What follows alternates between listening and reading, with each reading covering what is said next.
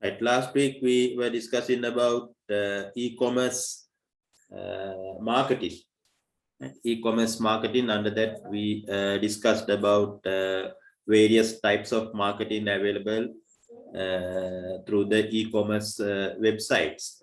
Right here, then after we discussing some points about the marketing, then we discussed about payment gateways. Payment gateways handle your payment, transaction payment, that actually act as a mediator between you and the merchant website. Right. Then there are some examples also we discussed regarding the payment gateways, ePal and Amazon. Right here today, we are going to discuss payment methods. That means if you are doing some transaction through the e-commerce website, then how you are going to, in your point of view, how you are going to make payment. There are various types of payment. If you consider the traditional market, traditional shopping, in that case, that straight away you can pay cash to the shopper or seller. Right, but in this case, if you are using the e-commerce website, in that case you can't meet the seller immediately when you are doing the transaction. Therefore, you have to select another way of payment method. Right, that earlier we discussed some payment methods like e-money, that means electronic fund transfer.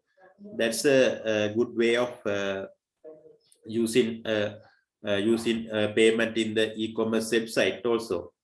Right, then like that there are some other ways available we can use as a payment method to the e-commerce website. Right here today, starting from that point, how you are going to use what are the available payment methods. Then we should want to discuss if you are doing some payment through the e-commerce website, then security issues, you have to concern about the security issues.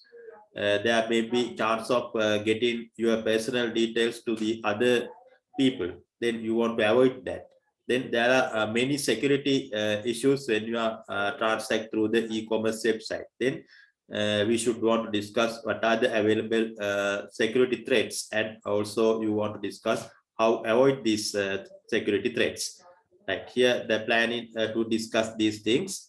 Then we should have to do more activities today, like last week. Also, we should have some videos to watch. All of these regarding to e-payment and security. Right here, today I'm going to now start the lesson.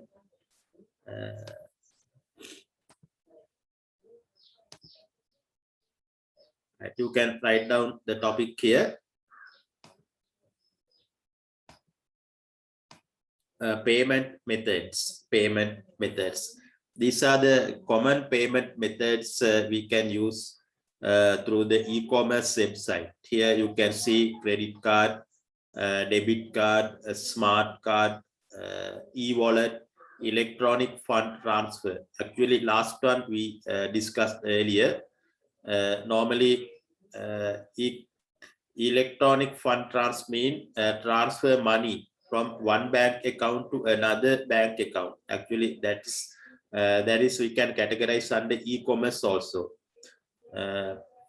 One bank account to another bank account, transferring money. Right, that we already discussed. Therefore, we are not going to discuss in detail here electronic fund transfer. But we are discussing the other methods: credit card, debit card, smart card, and e-wallet. Right. Write down first. Write down these things on your books.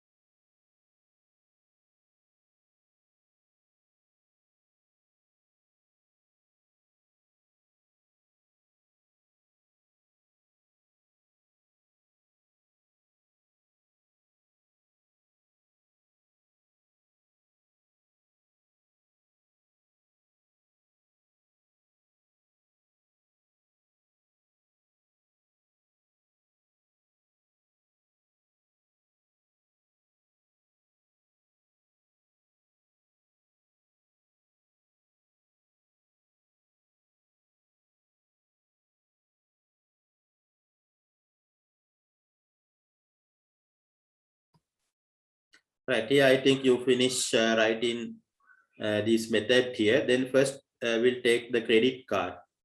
We'll discuss about what is credit card. Yeah, I think all of you are familiar with this credit card. Normally, we are using this credit card when you are doing the normal shopping also. The same card you can use for online transactions. Normally, credit card, if you want to get a credit card, you want to contact with the financial organization, like mostly bank issuing the credit card. Uh, Actually, it's a type of loan provided by the banks for yourself, right? Then credit card is a type of loan. Then you can spend this money when you are transact through the online or normal way of shopping. Right here, explaining that what is credit card. Credit card has a unique number. It's a plastic card having with a unique number, also a magnetic strip there.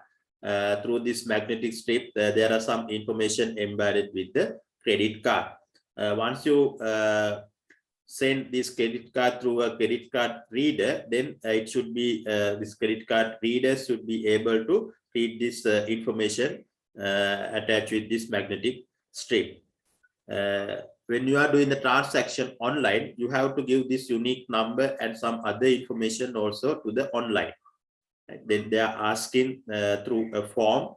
Then you want to fill this form. They are asking credit card number, then expire date, like that, some information. Once you're given this information, then it will confirm this payment detail by payment gateways. Right? These are the details you are providing to the payment gateway. Then this payment gateway handle your payment detail, then confirm it. In that way, credit card you can use to online transactions also. Right? Here, the type of loan that earlier I mentioned it, they are giving the credit limit. Up to this credit limit, you can transact it. Then also you have to pay interest, right? It's a normal loan. Then normally you are getting a loan from a bank. Then you want to pay interest also, like that. For the credit card, then they are giving some interest rate. According to that, you have to make some pay some interest to the bank also when you are doing the credit card transactions. Right here, write down first. Write down the details of this credit card here. Write down. Now you can write down.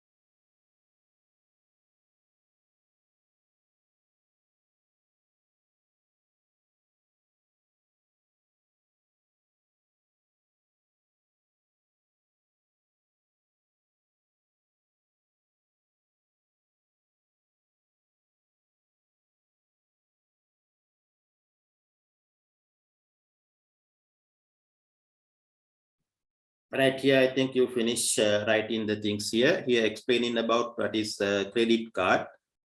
It's in external appearance. When you consider the external appearance, it's like a plastic card having a unique number. Then you are using this unique number to transact online, especially transact in online.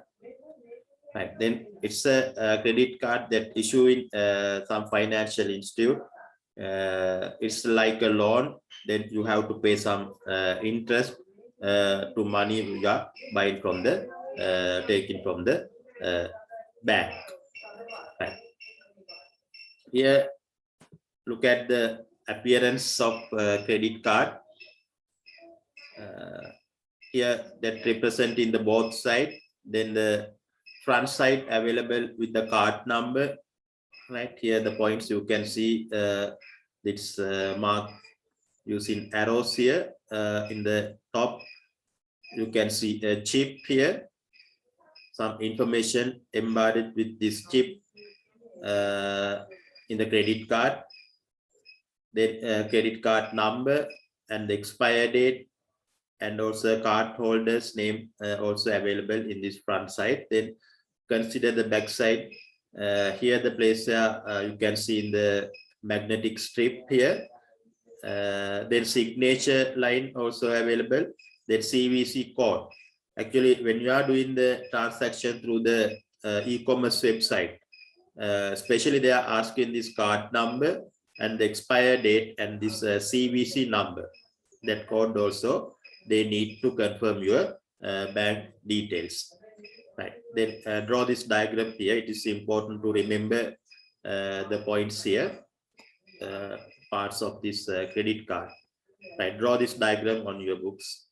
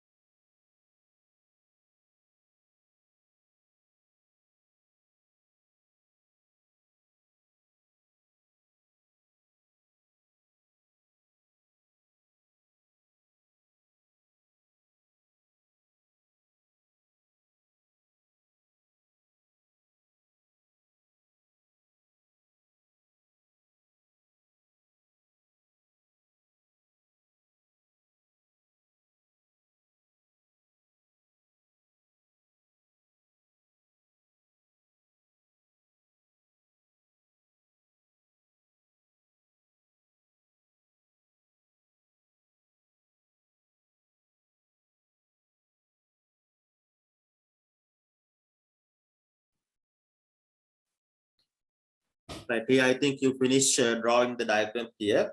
That's the appearance, external appearance of a credit card. That's a plastic card. Here you can see both side, front and the back side. In the front side, you can see, you can identify the chip, then card number. Mainly you have the expire date and the card holder's name. Then if you consider the back side, then magnetic strip there, then signature line, CVC code. These are the important parts if you consider the credit card. Right. Then if you are doing some transaction through the credit card, then what are the parties involved? That here, look at the slide here. It says the parties that available with the credit card system.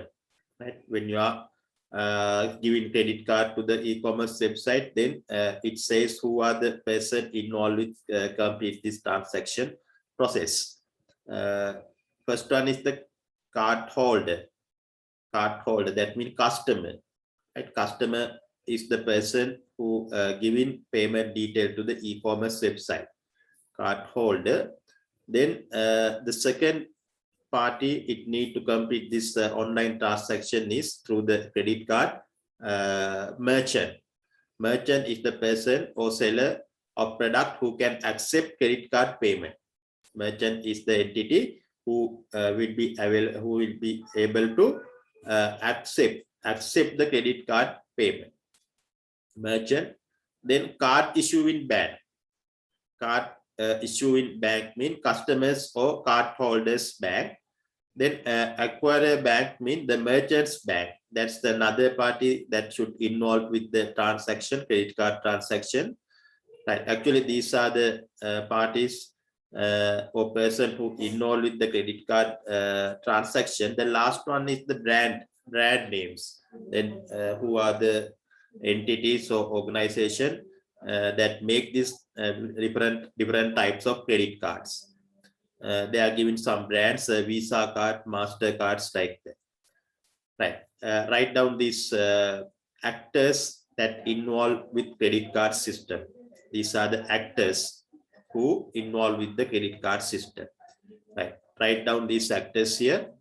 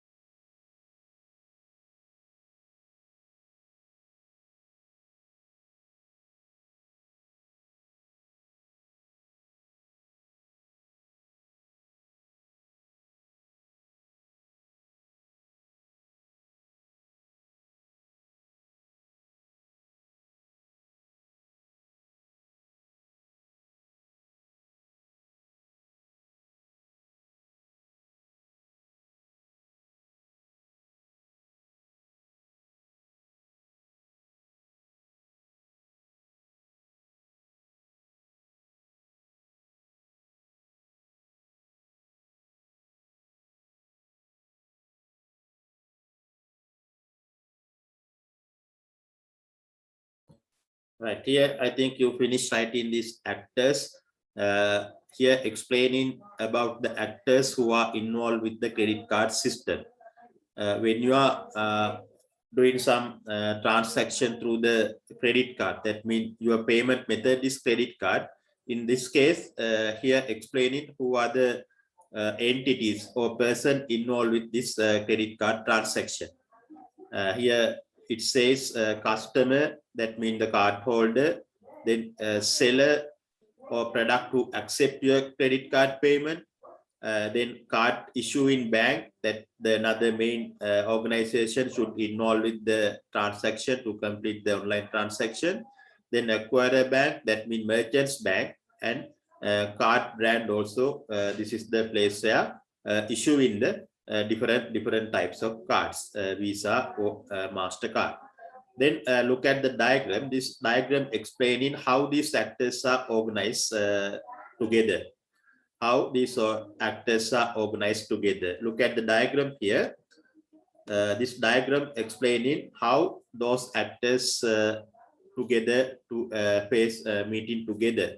Actually, here the first in the left corner, start with the customer having with different types of cards, maybe a MasterCard, Visa card, or any other type of card with the customer.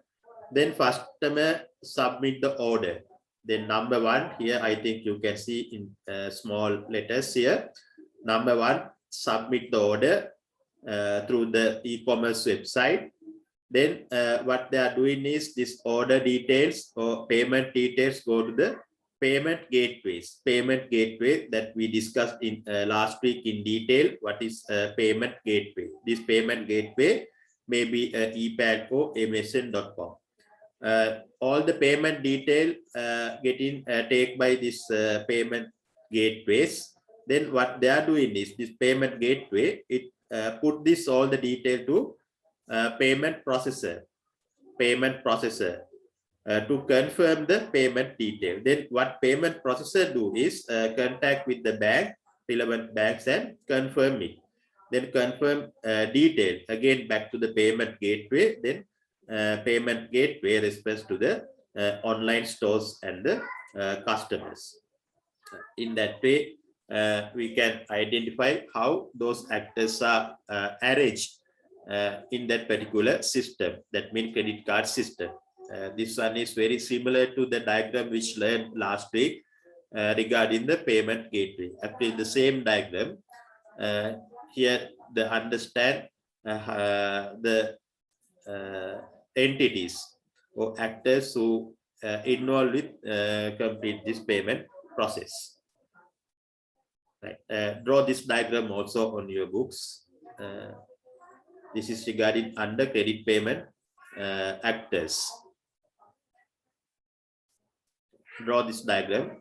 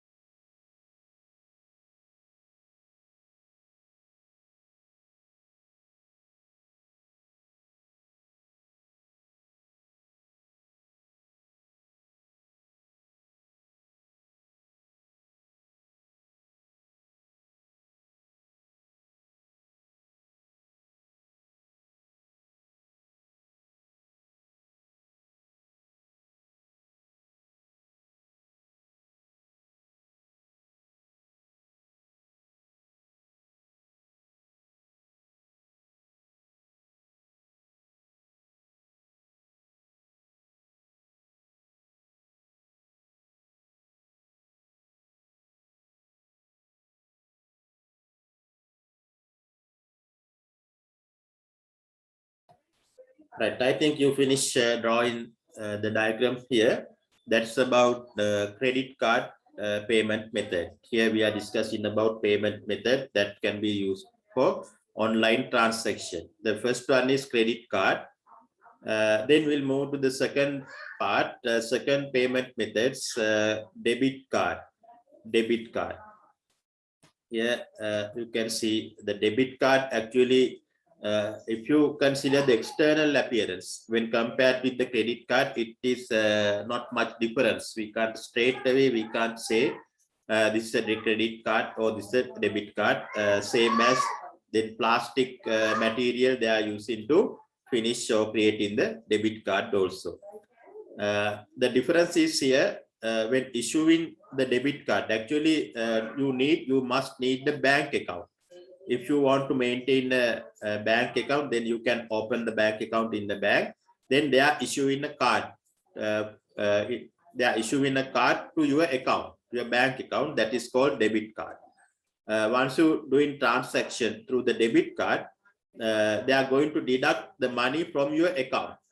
That actually earlier case in the credit card, they are going to deduct the money from your loan.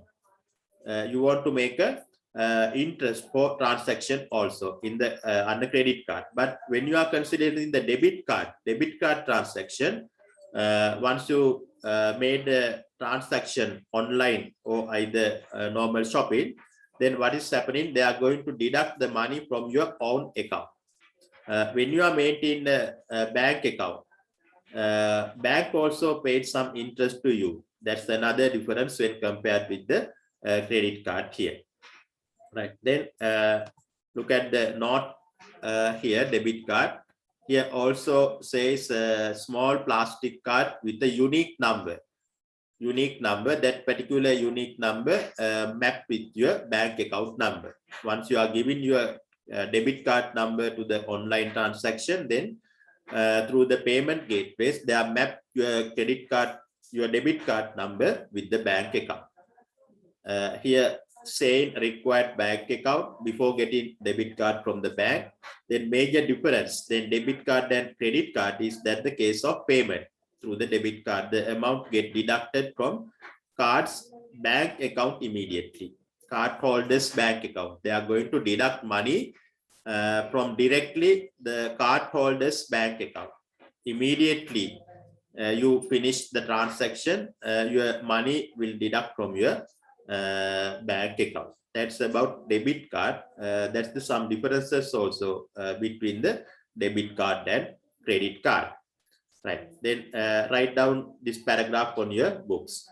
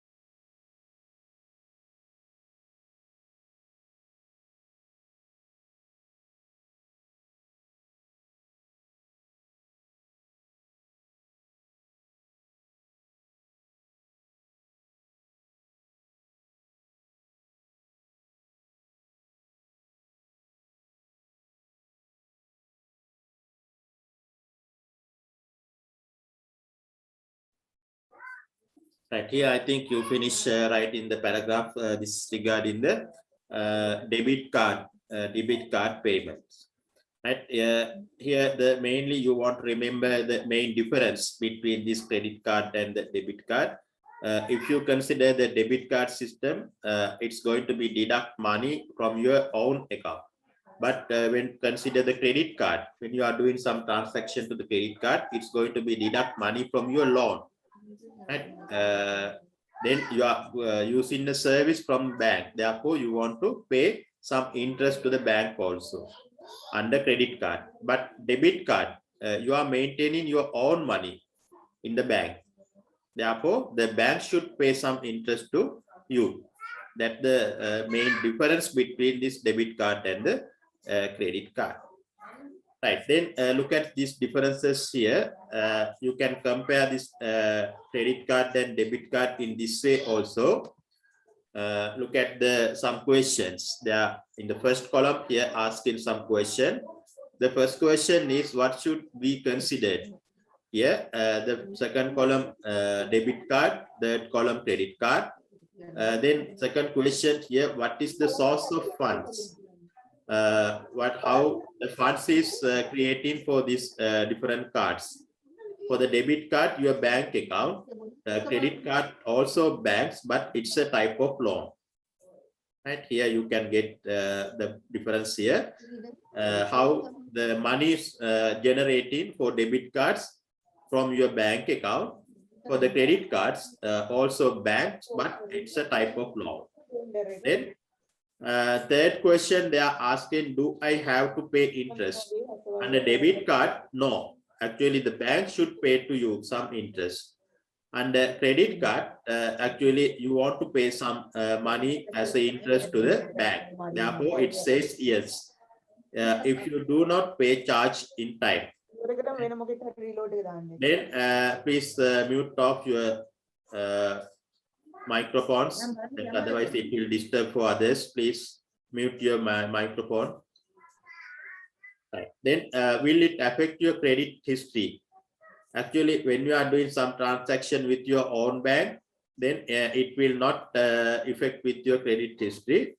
But if you are doing some transaction, if you are doing some misbehavior thing, it will with the credit card, it will directly affect with your transaction history or credit history. Then for comparison here, what is the limit on the card? Actually, they are asking how much you can transact through particular cards, debit cards or credit card. If you are using a debit card, it limit to the amount you have in your bank account, the amount of cash you have in your account. But if you are considering credit card, the amount of credit that is set by the bank or card company, amount of credit that's set by the bank. That's the limit you can transact with the credit card. Right. Then you want to remember these differences also. Therefore, write down this table on your books here. Right. Now you can write down this table on your book. Write down it.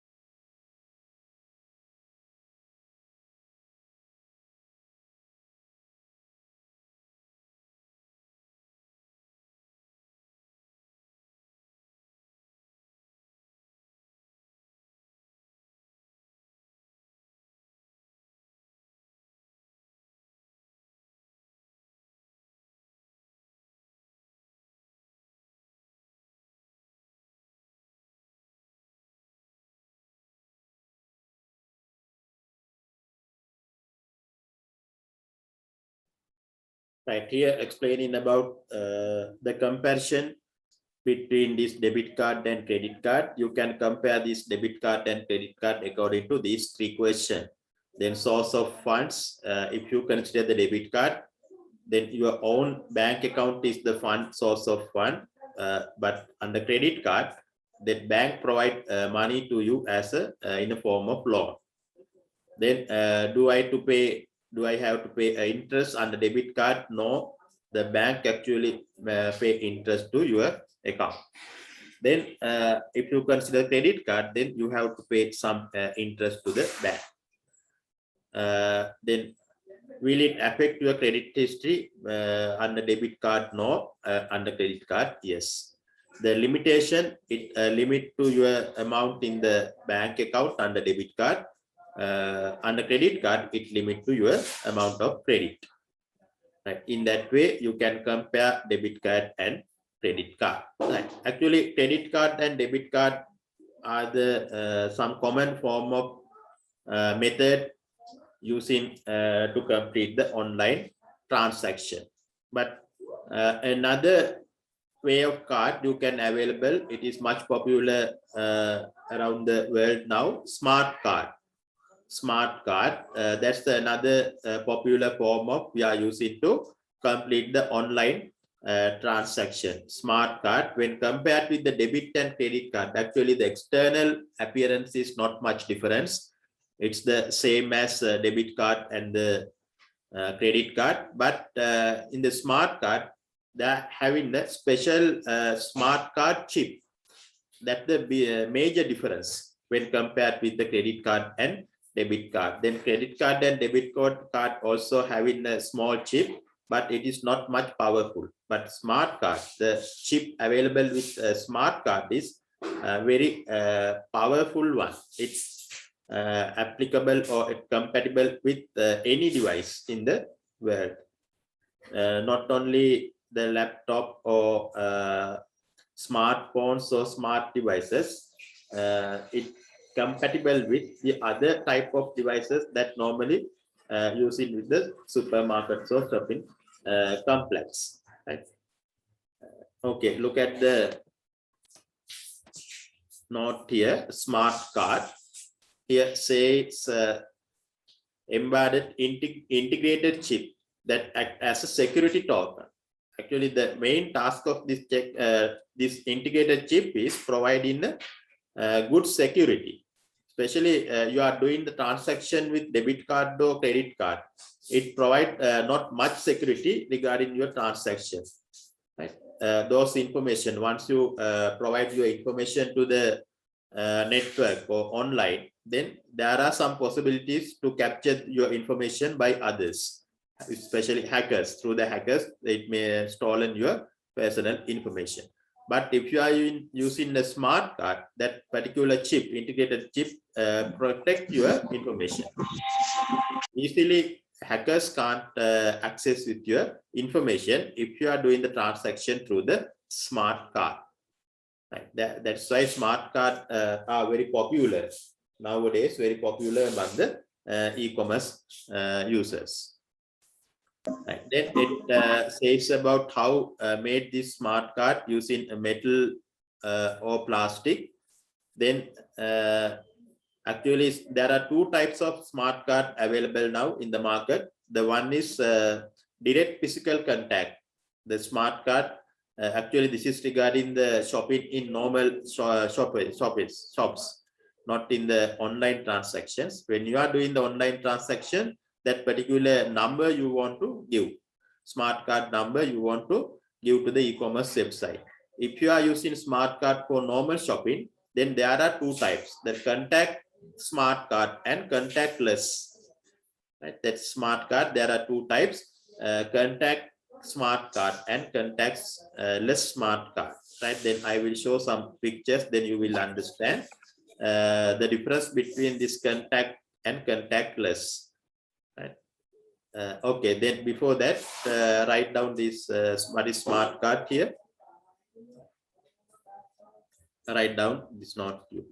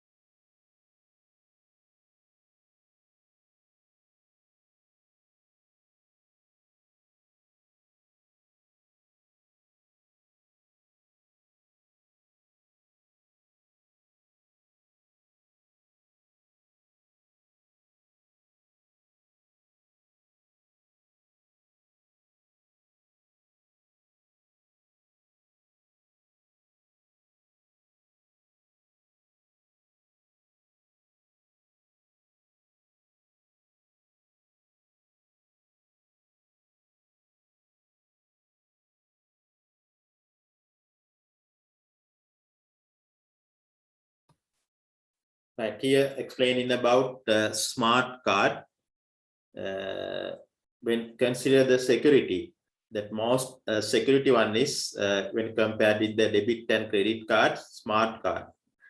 Because this security, more security having with the smart card is due to its special integrated chip. Normally, smart card also made up with metal or plastic material. Then there are two types of direct smart cards: direct physical contact and contactless. Actually, if you are doing normal shopping, this difference you can identify. If you want to transact through the smart card, then the smart card readers available with shoppers. Smart card readers available with shoppers. Right? If you are using contact smart card, that means you want to touch with these readers. But if you are using contactless smart card, that means you can't touch with the smart card readers. Without touching, you can complete the transaction. Right. Then I will show some figures of this contact smart card and the contactless smart card. Before that, look at this diagram here explaining how smart card arranging. Right. Right. Here, look at the diagram here. Here giving a 3D view of a smart card. Especially when you are manufacturing the smart card, they are having two layers: plastic card layer at the front and the back side, contactless inlay with antenna. There's a small space between these two layers, but normally we can't identify this space by straight looking at the smart card. It's the large view of the smart card. Therefore, we can say a small gap between this plastic layer and the inlay, contactless inlay. Right? Because due to this contactless inlay layer, it will be able to make it contactless smart card. Right? Then no need to draw this diagram here, only to understand, to knowledge. Look at the diagram here and understand how smart card layers are appearing. Right. Then we'll move to some figures regarding the contact and contactless smart card. Use this one. Actually, contact smart card. Here bottom you can see in this device is the smart card reader. If you are having the device like that, then you want to touch your smart card in this shape. I think you have some experience when you are buying products or services through the shopping complex, supermarkets. Normally in Sri Lanka also available these types of drivers now. Your smart card, when you are giving your smart card to the shopper, then they are touching your smart card with this type of devices. That is called contact smart card, contact. Then another contact smart card. Normally, this one is a removable one. No need to attach. That means without wireless card reader.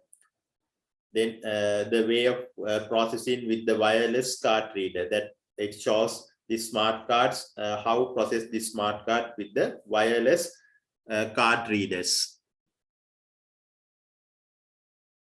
Normally, they are using not supermarkets. Normally, this wireless card used with the some businesses happening, that mobile businesses. Very important in taxi drivers. They are using this type of card devices, card readers, to complete the transaction. Right. Then look at another diagram here. Actually, this is a contactless. In this case, no need to touch with the card reader. Only you want to get close with the reader, then it will automatically complete the transaction. They are using Wi-Fi technology to complete this type of transaction. This example for contactless. Only the things you want to get close with your card with the card reader.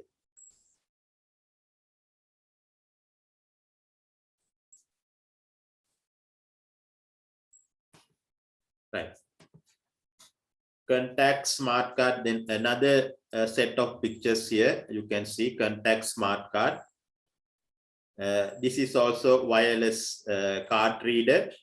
If you are having a wireless card reader, then this is the way how you can read your smart card with the card reader. This is also another example, wireless card reader and use of contact smart card with the wireless card reader.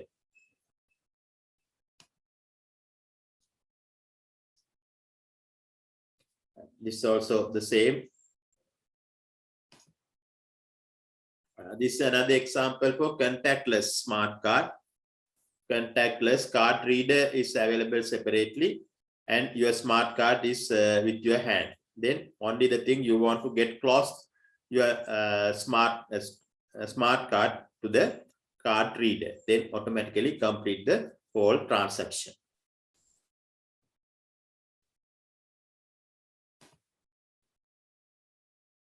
That also contactless smart card. Right. Okay. That's about the three types of card: credit card, debit, and smart card. Here you identify the difference also. These three. Right. Then currently another way of completing online transaction is e-wallet. E-wallet stand for electronic. E-wallet, you can use this type of method. This method also complete the online transaction as normal shoppings. Right. What's happening actually in the e-wallet is all your card information given to your smart device. Actually, you must have a smartphone to complete this e-wallet transaction. All of your bank information, credit card or debit card information, you want to insert your smart phone. Here they are giving a special app, e-wallet app. Then first thing is you want to install this e-wallet app.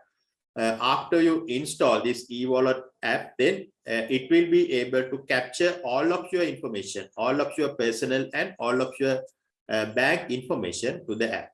Then once you insert your all information, then it will be able to doing transaction through your phone. No need to get in or carry your credit or debit card in each and everywhere. Only with your phone you can complete your transaction. Right. That's about e-wallet. Look at the note here. Digital wallet. Digital, another name of e-wallet. They are giving digital or e-wallet. Say online payment tool form of an app. Right. The first thing is you want to. There are different types of e-wallet app available in the world. Then the first thing is you want to select one of the app, especially Amazon. They are giving app. Then Samsung, they are giving another type of app. Then Google Pay also another type of e-wallet. Then first thing is according to your compatibility with your phone, you want to select one of the app. Then you want to install it, the app with your computer, your smartphone. After that, it will be able to capture your bank information. Right. Here, that's the thing here explaining. You can write down the note on your books here. Write down the note here.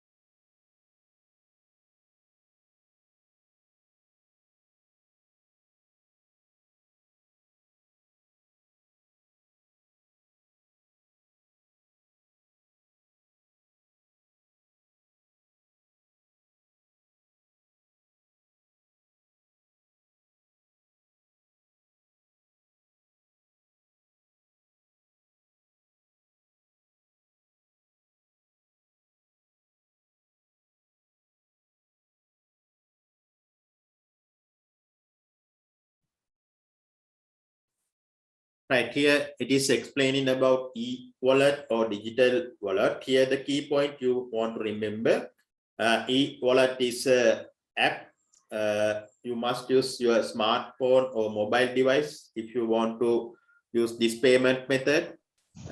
Then there are many apps around the world, like Amazon payment or Google Pay, like that. There are many types of apps available.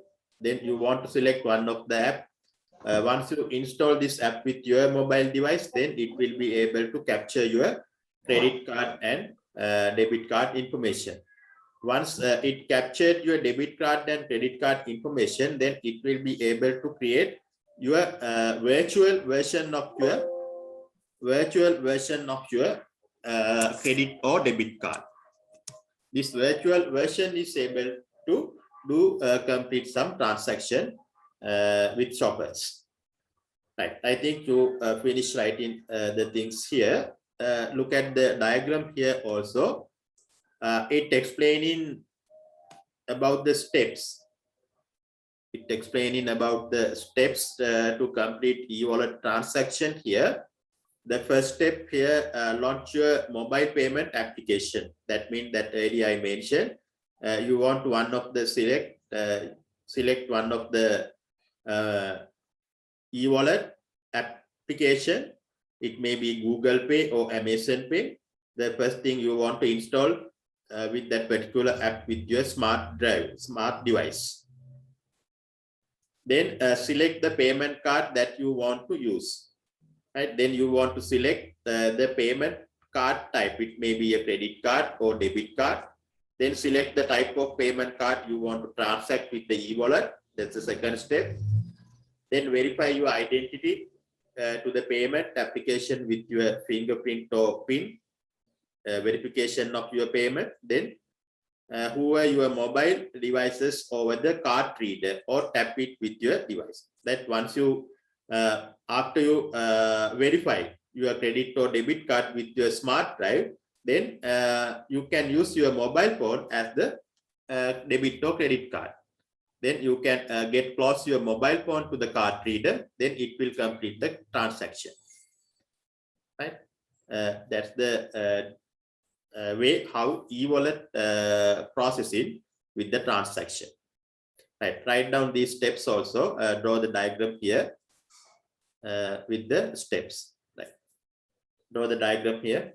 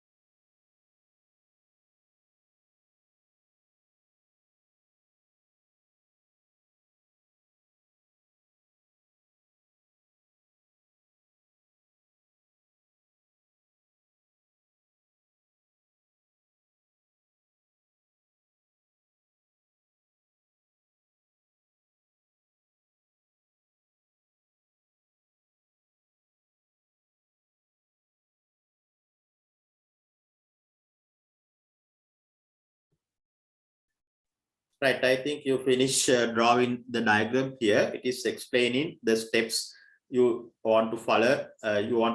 If you are using e-wallet as a e-commerce transaction method. Right here, the first thing you want to select the app that able to do in the e-wallet transaction. Then once you install the app with your smart drive, then it will be able to capture your debit card or credit card information. Then after that, you want to verify your identity. Once you verify your identity, then your smartphone will act as a credit card or debit card. Right, then we should want to watch a video regarding this e-wallet. Before that, look at the diagram, look at the way of how your mobile phone work with the reader. Look at this picture here. Card reader is available. The thing is you want to get close with your smartphone to the card reader. Then it will automatically complete the transaction. This is the way how your mobile device work with the card reader. That earlier cases, we should want to get close your card with the card reader. Right now, we can watch the video regarding this e-wallet. Please watch this video. It is important to understand exactly how e-wallet is working in the e-commerce transaction.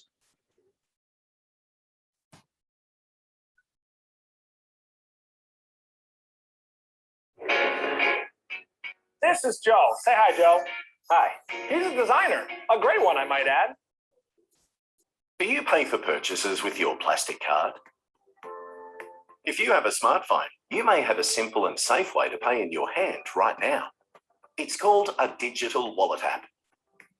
Once you add your eligible debit or credit card to a digital wallet, you can use your phone to make payments just like you would tap and pay with your card. The power of digital wallets in your smartphone adds a whole new level of security to your purchases. It starts with adding your cards. Only you can do that. Digital wallets use SMS, email, or a phone call to verify you before allowing the card to be added. When making a payment, some digital wallets use biometric verification for added security. Then, to keep your details safe, during the transaction, sensitive data like your card number is replaced with a token. And that means no one can intercept and use your card details fraudulently. Digital wallet payments are also monitored by the same 24/7 fraud detection systems as tap and pay cards and have the same zero liability protections. And if you lose your phone, you don't need to lose any sleep. You can deactivate your digital wallet by calling your bank, and you can lock your phone from any computer. Pay with confidence. Start using a digital wallet for a simple and safe way to pay.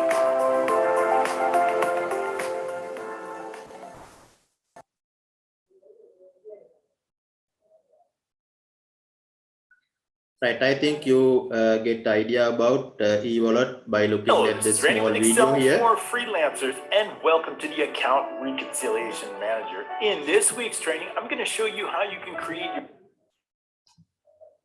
Right, I think you get the idea about e-wallet by looking at the video here. Okay, then we'll see some examples that earlier I mentioned some of the example apps that can be used as a e-wallet.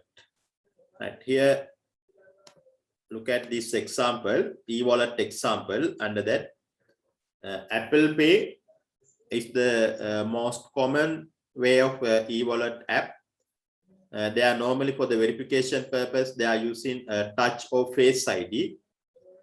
Then another one is Samsung Pay.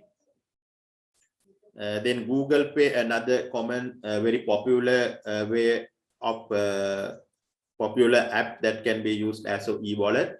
They are also using fingerprint or password for the verification purpose. Then PayPal also provide this service, e-wallet service. These are the most common e-wallet application that available around the world. Right. Write down these examples also on your books. Right. Write down these examples.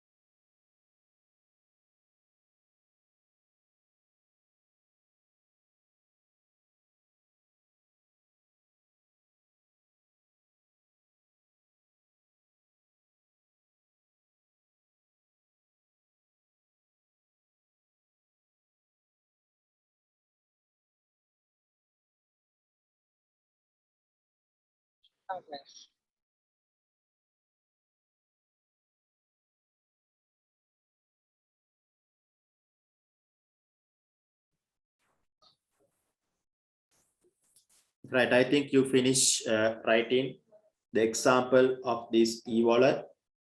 Here explaining about 4 types of e-wallet examples: Apple Pay, Samsung Pay, Google Pay, and PayPal.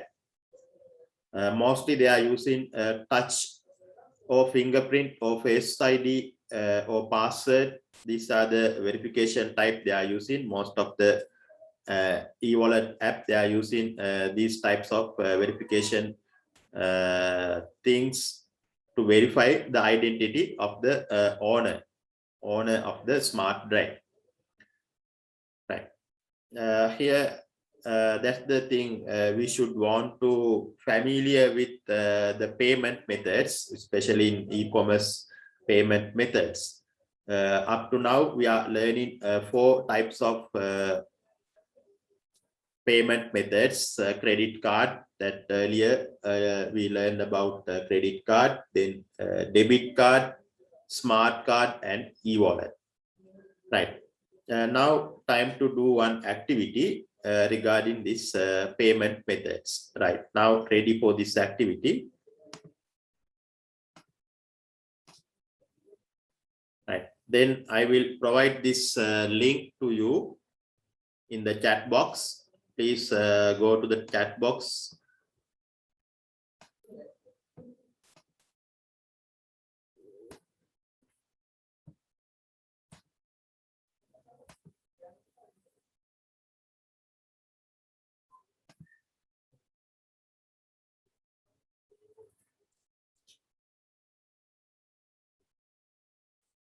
Right. Please go to the chat box. Then you can find the link there. Click on the link. Click on the link. Then they are asking your name. Please type your name and the passcode. Here the passcode is 1 2 3 4 5 6. That's the similar one which we used last week. The passcode is no difference. 1 2 3 4 5 6. Right. First type, click on the link. Then I already posted the link in the chat box. Again, I am going to post this link in to the chat box. Now click on the chat box link. Once you click on the link, then you will appear the screen like that. Here in the field, enter your name. Please write down your name and passcode. Under passcode, type the 1 2 3 4 5 6. Right, now you can start it. There are a few questions, MCQs and true or false, like that. Some few questions there. I think for 6 or 7 minutes available to complete the activity. Right, now you can start it.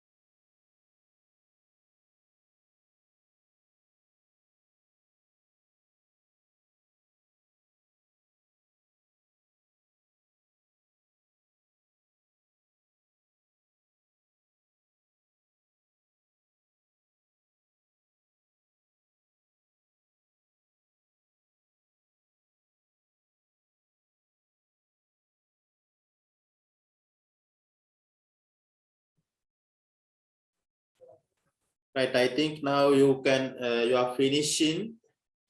32 of you are sending the answers for me, but 93 of you are joined with the session. Only 32 of you are still sending the submit the answers. Please try to complete it. I am giving 2 minutes, another 2 minutes to complete. Please send in these answers for the questions. Complete it within 2 minutes.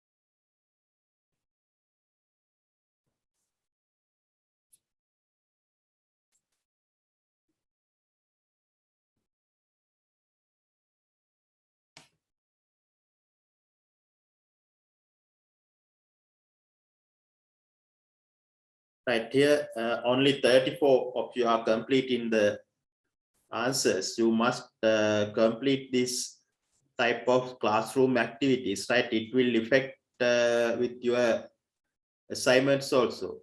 Right? If you are getting marks for assignment, suppose the pass mark is 50. Suppose if you are getting 49 or 48, then I am looking how you are doing the activities in the classroom.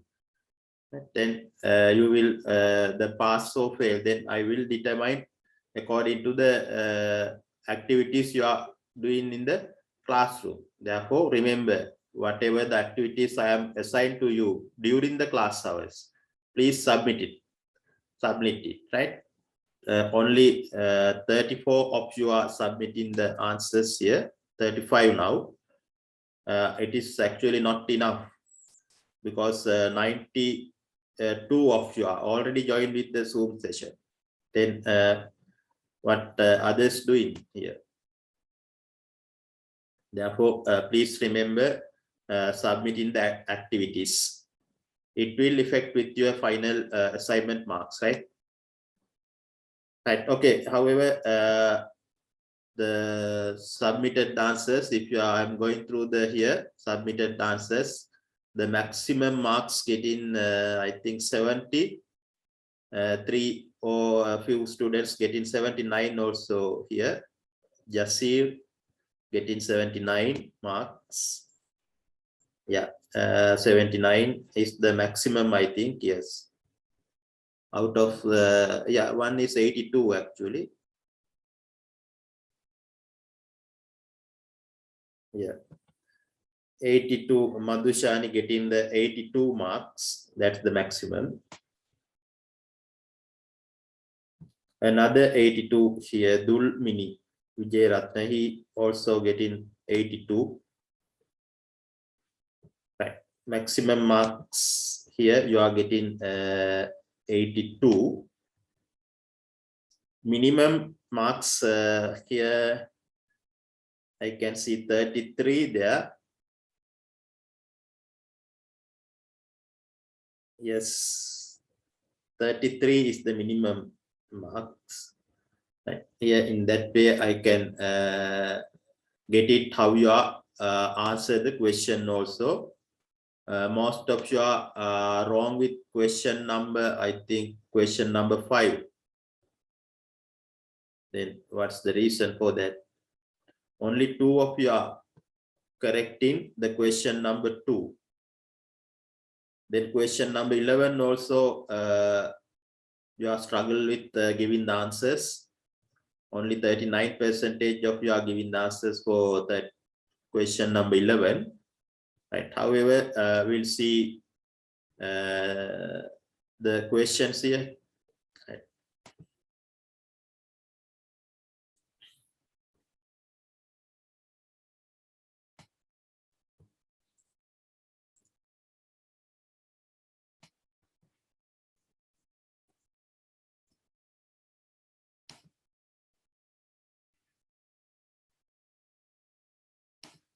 Right. Here, the first question, which one is not an office of offline payment mode? Cash on delivery, cash before delivery, demand draft, and e-check. What's the answer for that?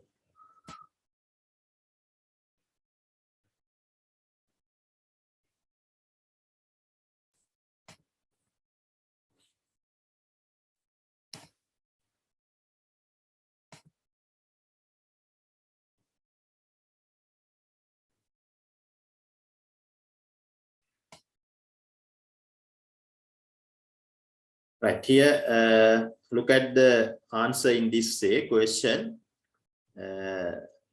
Question number is differ maybe for different students, right? Look at the question in this say, digital cash has the following characteristic: anonymity, security, confidentiality. All of above. The answer should be all of the above. Then secure communication mean protect transmission of credit card number, guarantee privacy of customers, unauthorized access. All of these factors, features should available with secure communication means. Right. Then which one is not an offline payment mode? E-check is the not an offline. The other methods, all the other methods are cash on delivery, cash before delivery, draft, demand draft, all are offline methods. Not offline method is e-check, electronic check. Then which one is not an online payment mode? Cash on delivery. That's direct questions. No need to think about much here. Straight away we can say cash on delivery. The next one, the principal electronic payment system for electronic commerce is, yes, a debit card. Actually, debit card is the most popular and easiest way to using transaction through the e-commerce website, because all of we have in bank account. It is very easy to open a bank account. You can go to the nearest bank and open an account. Then once you open the account, then straight away you can get the debit card. Therefore, debit card is the easiest way to transact through the e-commerce website. Then which of the following is the most common method for online card-based system?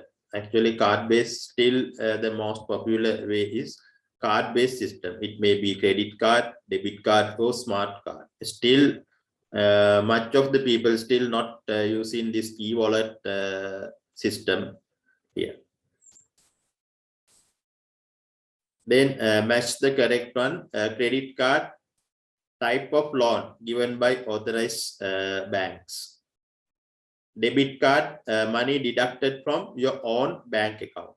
Right here, that earlier explained when you are doing the credit card and debit card, the differences, one of the main differences between these two is, on the credit card, it's a type of loan fund provided by the bank if you want to pay some interest because of this service.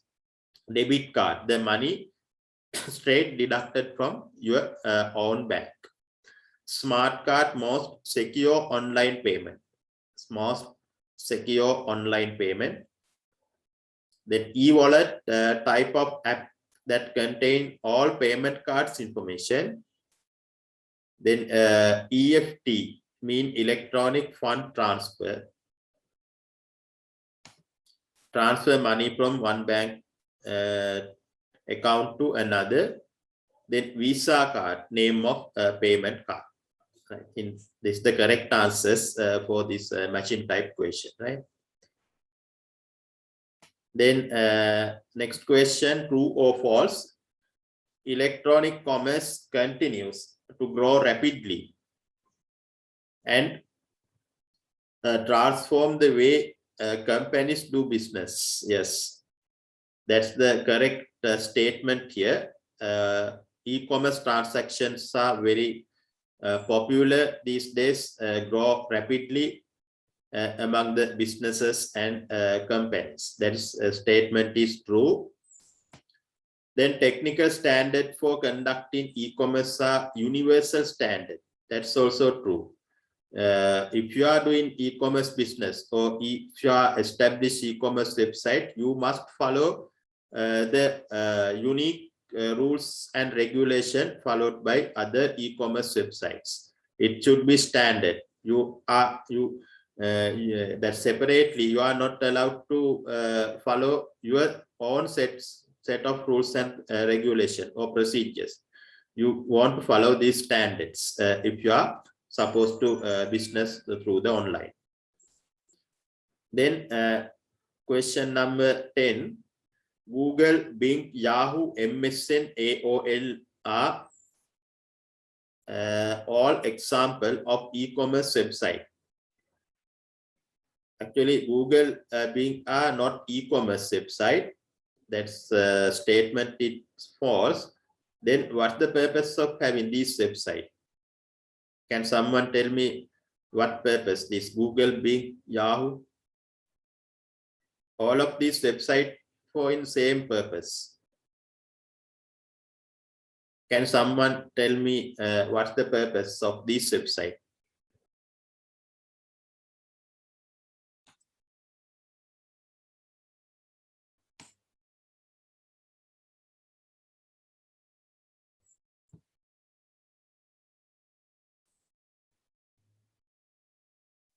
To what purpose available this website? Google, Bing, Yahoo, MSN.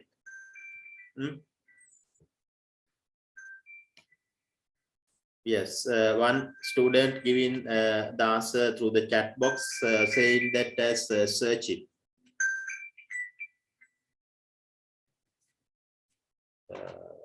It's correct. Searching is the answer. Searching is the searching, the Google, Bing, and Yahoo. This website using for search something. Right. Then m-commerce sites, m-commerce sales represent the majority of total sales. That's also wrong. This statement is wrong.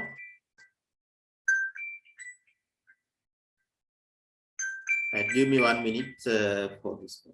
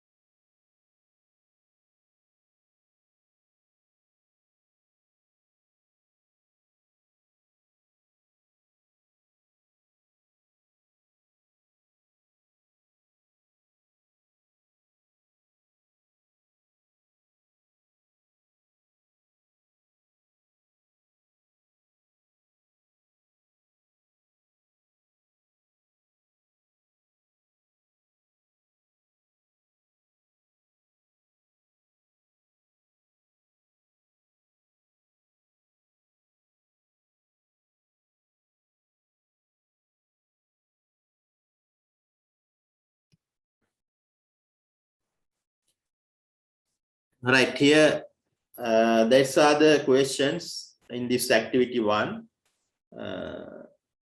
Right now, we'll see how many of you are sending the answers. 41 of you are sending the answers here. 40, actually 40 of you are giving the answers. That's also not enough number, because more than 90 of you are already joined with this Zoom session. Out of 90, only 41 of you are responding the questions here. Into the chat box, one student asked how to do assignment. Again, explain again how to do that assignment here. That I think clearly I explained how you want to do this assignment. If you are struggle with doing assignment there, then please go through the recorded lecture on that date. Right? All the lectures I publish in a separate website, even in a separate website, or if you have Edmodo account, in the Edmodo account also you can find all the recorded lectures. Please go through the recorded lecture that particular date. Then you will find how to do this assignment.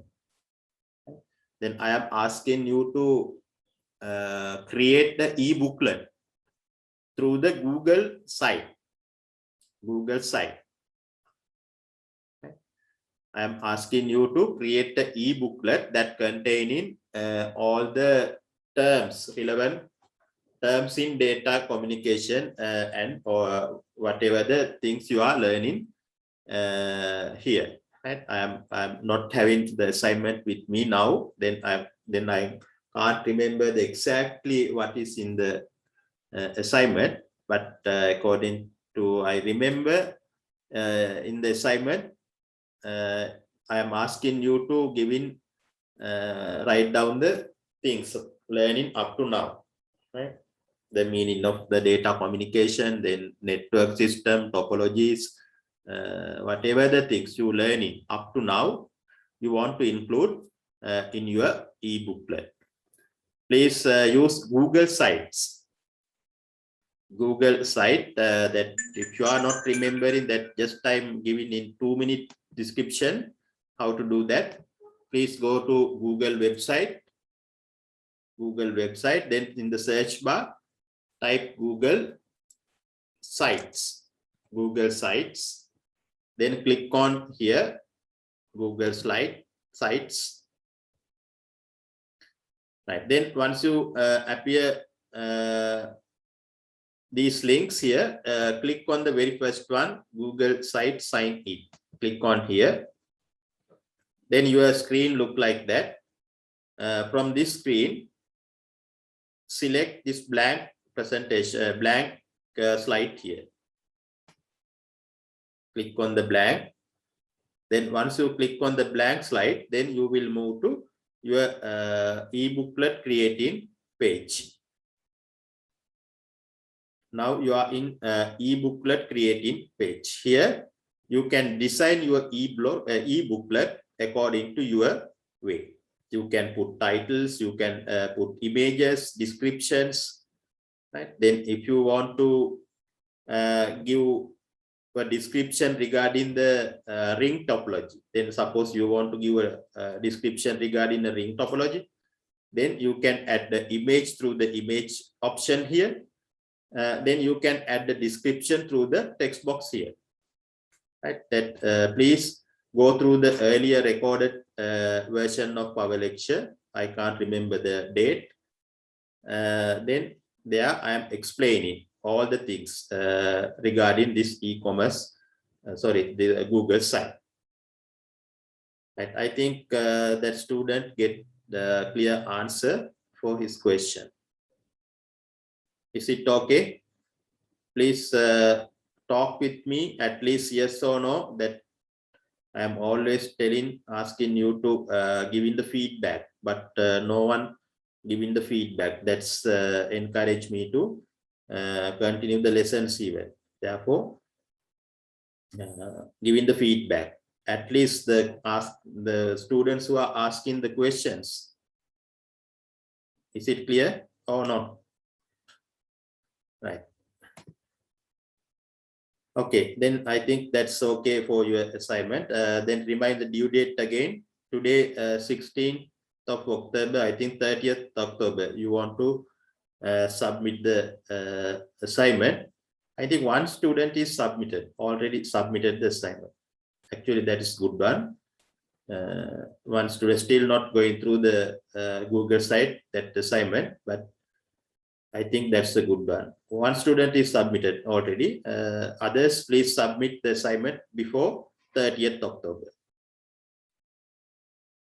Right, okay, then again back to our lesson.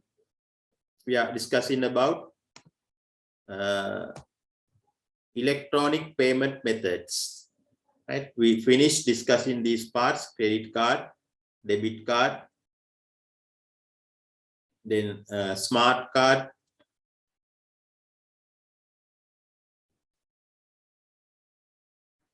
then e-wallet. Then we did one example regarding one activity regarding the e-commerce payment method. Right. Our next part is e-commerce security. Now you can write down the topic here: e-commerce security. Right. That e-commerce security mean if you are doing business through the e-commerce website, then you need to establish proper security system. Otherwise, various people around the world, they are trying to access your website or e-commerce website, then trying to stolen your valuable data, or doing various types of damages for your e-commerce website and your information systems. Therefore, it must necessary to introduce good security system to avoid such a thing, to avoid stolen from your valuable data by the other parties. Right. Then first thing is you want to identify what are the threats that you can find through the e-commerce websites. Right. Once you identify the threats, then only you can give the solution for them. Therefore, the first thing is you want to identify the threats, various types of threats available in the e-commerce websites. Right, here explaining e-commerce threats is occurring by using the internet for unfair means, that intention of stealing. Right, that threats from various parties, mainly because of these things: intention of stealing your valuable, confidential, sensitive information, or fraud and security breach. There are various types of e-commerce threats. The most common security threats are electronic payments, e-cash, data misuse, credit card frauds. In that way, we can identify various types of threats here. Right. The first, write down the paragraph on your book here. Right. Write down this paragraph.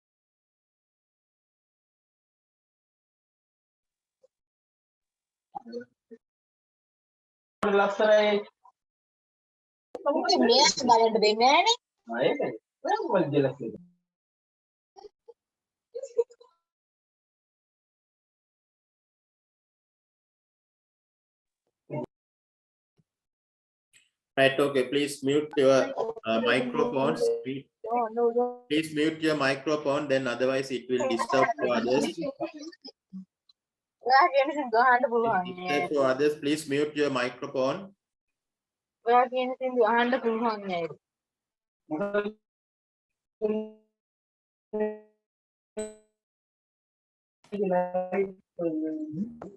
Please mute your microphone, then I will start the lesson here.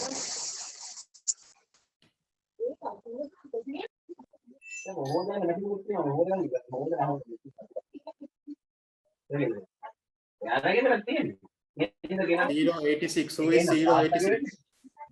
086. Please mute your microphone.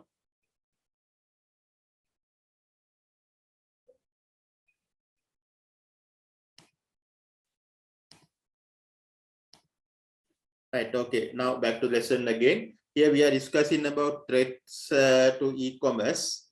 Various types of threats coming from various parties. Their main purpose is stolen your valuable information or damage your data in your own data. Then here we are going to watch another video. In this video, it will explain various types of threats that can find around the e-commerce website. Then your task is please identify these names of these threats. Right? There are 10 threats explaining in this video in very shortly, I think 2 or 3 minutes video.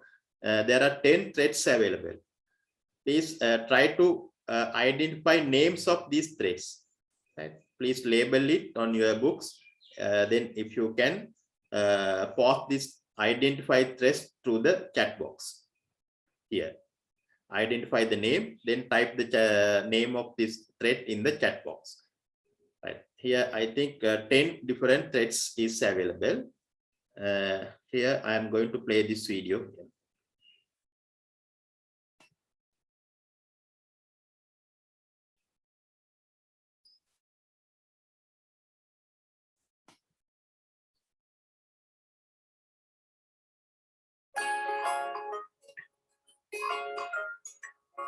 The digital world has transformed modern business, but wherever there's opportunity, there are also risks. Here are 10 cybersecurity threats you should be aware of. As the Internet of Things grows, so will distributed denial of service attacks. Millions of new devices are coming online.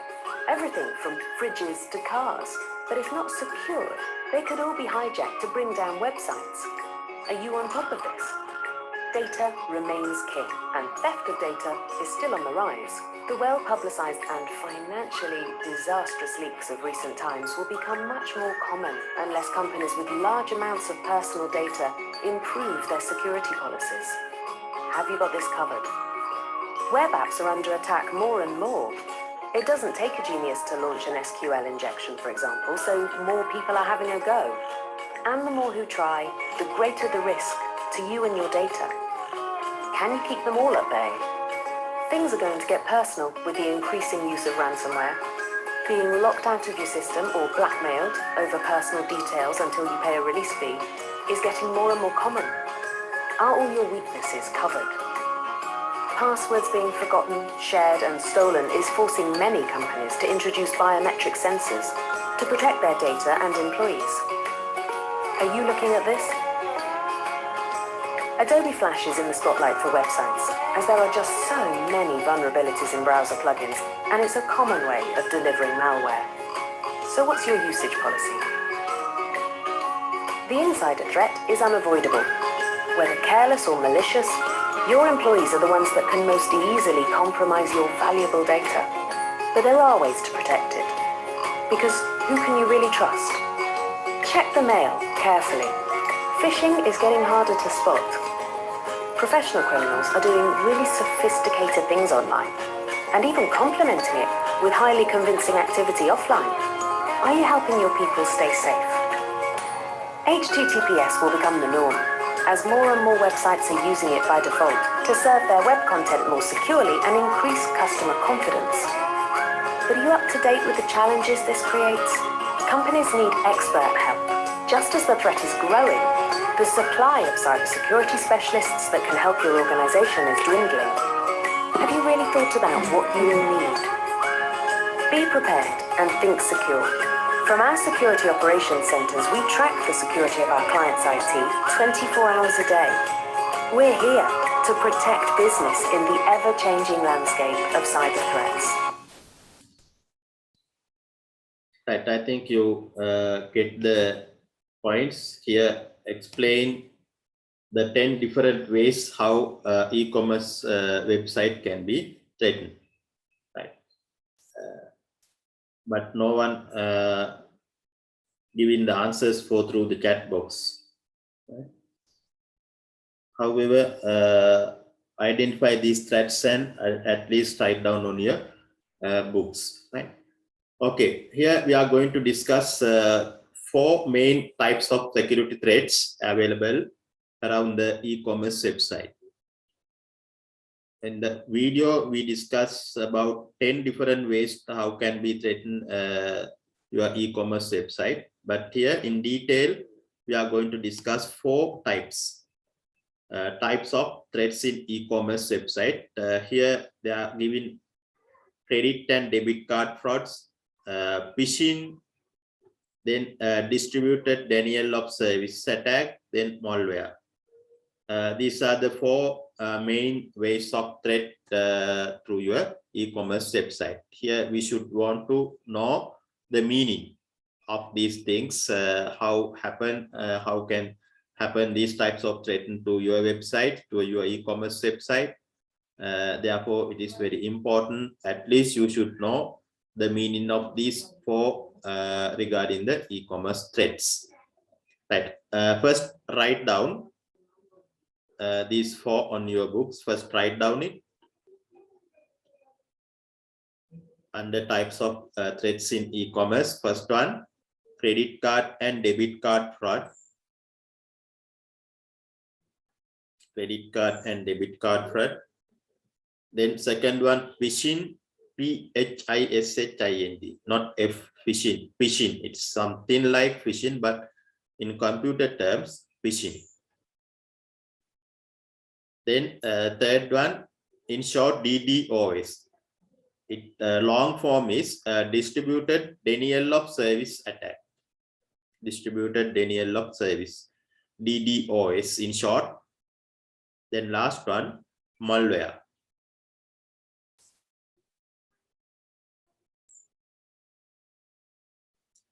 Right. These 4 we are going to discuss in detail. Normally, you know already familiar with computer viruses and those types of things. Here we are not going to discuss what is computer virus. However, virus is another way of threatening your e-commerce website. Remember that part.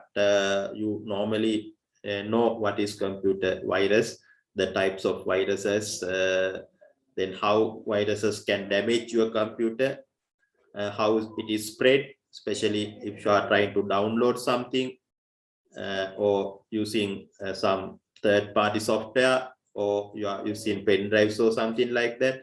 Computer viruses can be spread throughout your computer system. It's common, and we know familiar with computer viruses. Therefore, here I am not going to discuss in detail. However, these are somewhat new for you, but common threats in e-commerce website. Mostly nowadays they are not trying to spread viruses. Instead of spreading viruses, they are trying to do one of these things. Phishing or DDoS or malware are the very common among the computer hackers. Right, okay, after the break, we are going to discuss these things. We are going to start 11:10, half an hour from now, 11:10. Right. Okay, now you can get the break.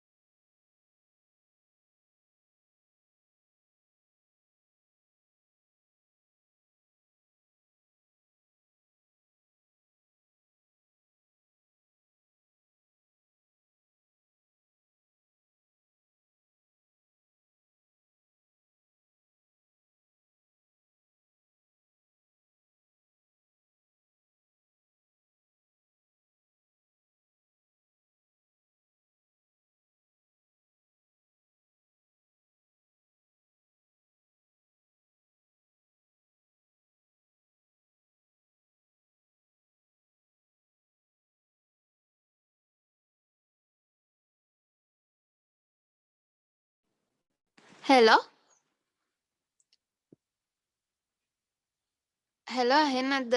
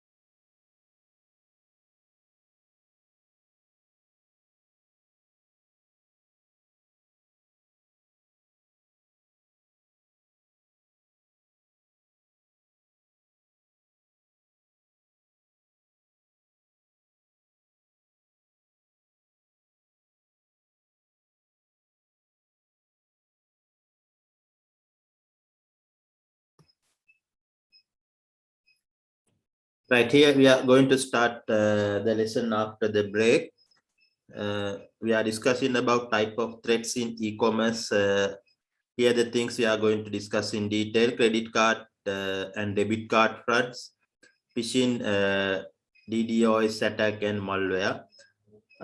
Then we'll start from the first one. Write down the topic: credit card and debit card frauds. Here actually when you are using the credit or debit card, there are many things you want to keep it in secret, especially credit card number. If you are giving this credit card number to someone else, then he or she will be able to stolen money from your account. Therefore, it is necessary to keep this confidential information in a very secure place. Under credit and debit card fraud, usually or that under credit card and debit card fraud occurs when users steal the credit card or debit card details. Here they specially mention it: users steal the credit card or debit card details. If you are not keeping this information in secure place, then others will be able to access your confidential information, and then they are using this information to purchase the things in various e-commerce websites. Therefore, you should keep these passwords and credit card numbers, usernames in secure place. Right here, it is explaining use it make a purchase on e-commerce stores, not knowing the detail used to purchase from your stolen. Actually, the thing is here, sometimes you still don't know your information are stolen or not. Right, you are doing your things continues, but the money and your data will deduct from your accounts. You will know these things after sometimes after a few periods, 2 or couple of weeks after. Then only you can take some actions. Therefore, make sure if you are using credit and debit card, confidential information are secured in a safe place. That's the thing here we should want to get. Right, write down this paragraph on your books under credit and debit card frauds. Write down your notes here.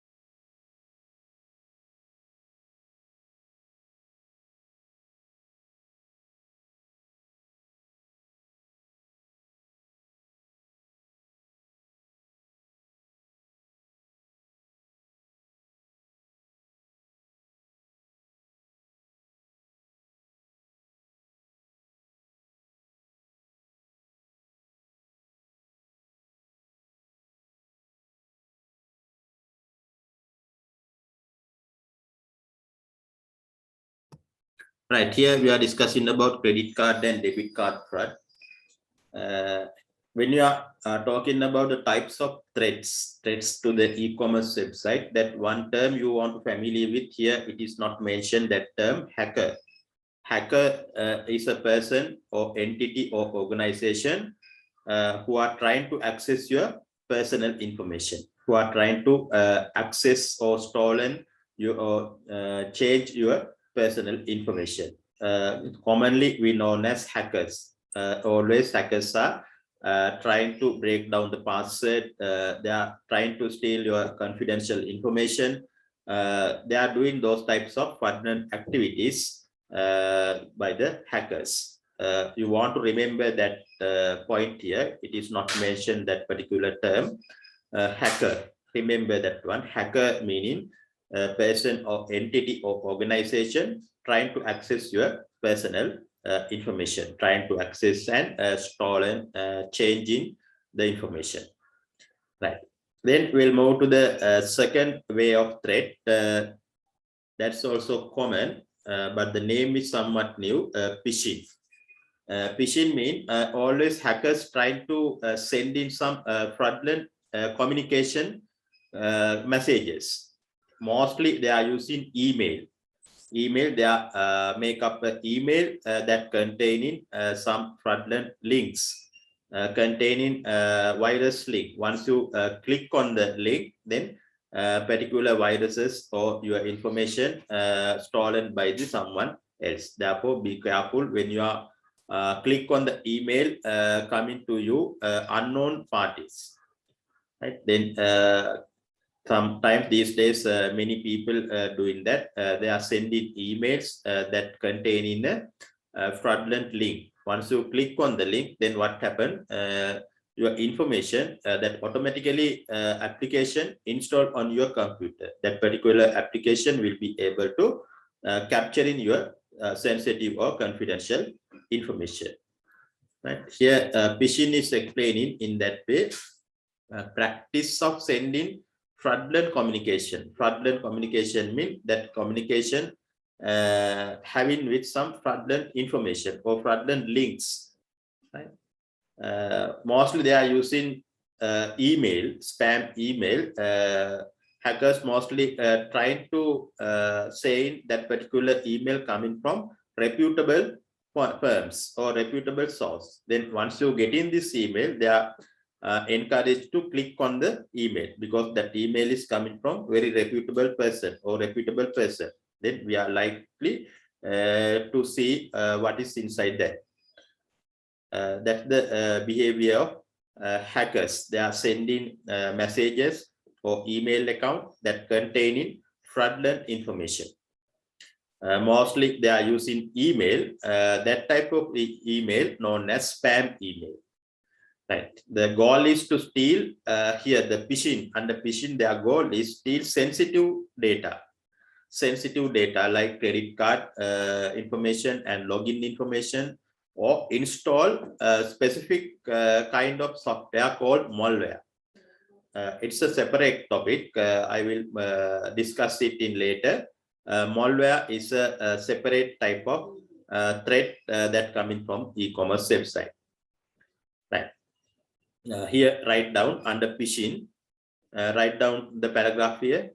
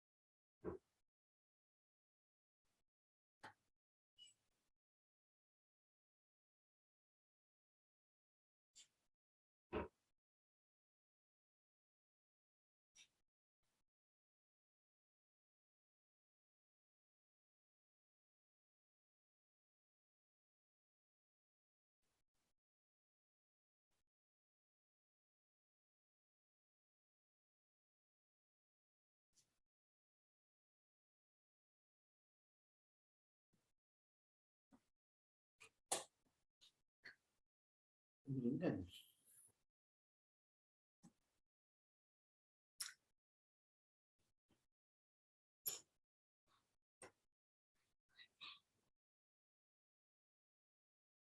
here, I think you finish writing what is phishing here. Look at the diagram here. This diagram explaining the way of working this phishing. Look at the diagram left corner, the number 1. Here, this is the person who sent in the email. He is the person number 1, attacker. He mentioned that attacker. He is the person who create the fraudulent email. Attackers send an email to the victim. Victim is maybe the user of the computer. It may be one of us, victim. Then victim trying to click on the email. Victim click on the email and goes to the phishing website. Once the click on the email, click on the email or the link provided by the email. Then we are encouraged to click on that particular link, because that we are appearing that the link is coming from reputable source. Therefore, we are encouraged to click it. Once we click, what happened? We will move to a phishing website. We are redirected to another website that containing the unnecessary things, phishing website. Then that phishing website, what they are doing is capturing our confidential information. Number 3, attackers collect victims' credential. That means confidential information. Right? Then attacker is able to collect those information. Right. Then here number 4, attackers use victims' credential to access the website. What the attackers is doing, they are use this information, this confidential information, to purchase something from the legitimate websites. That means legal website. Legitimate means legal. Right. That's the way how phishing is working. Draw this diagram also on your books. Draw the diagram here.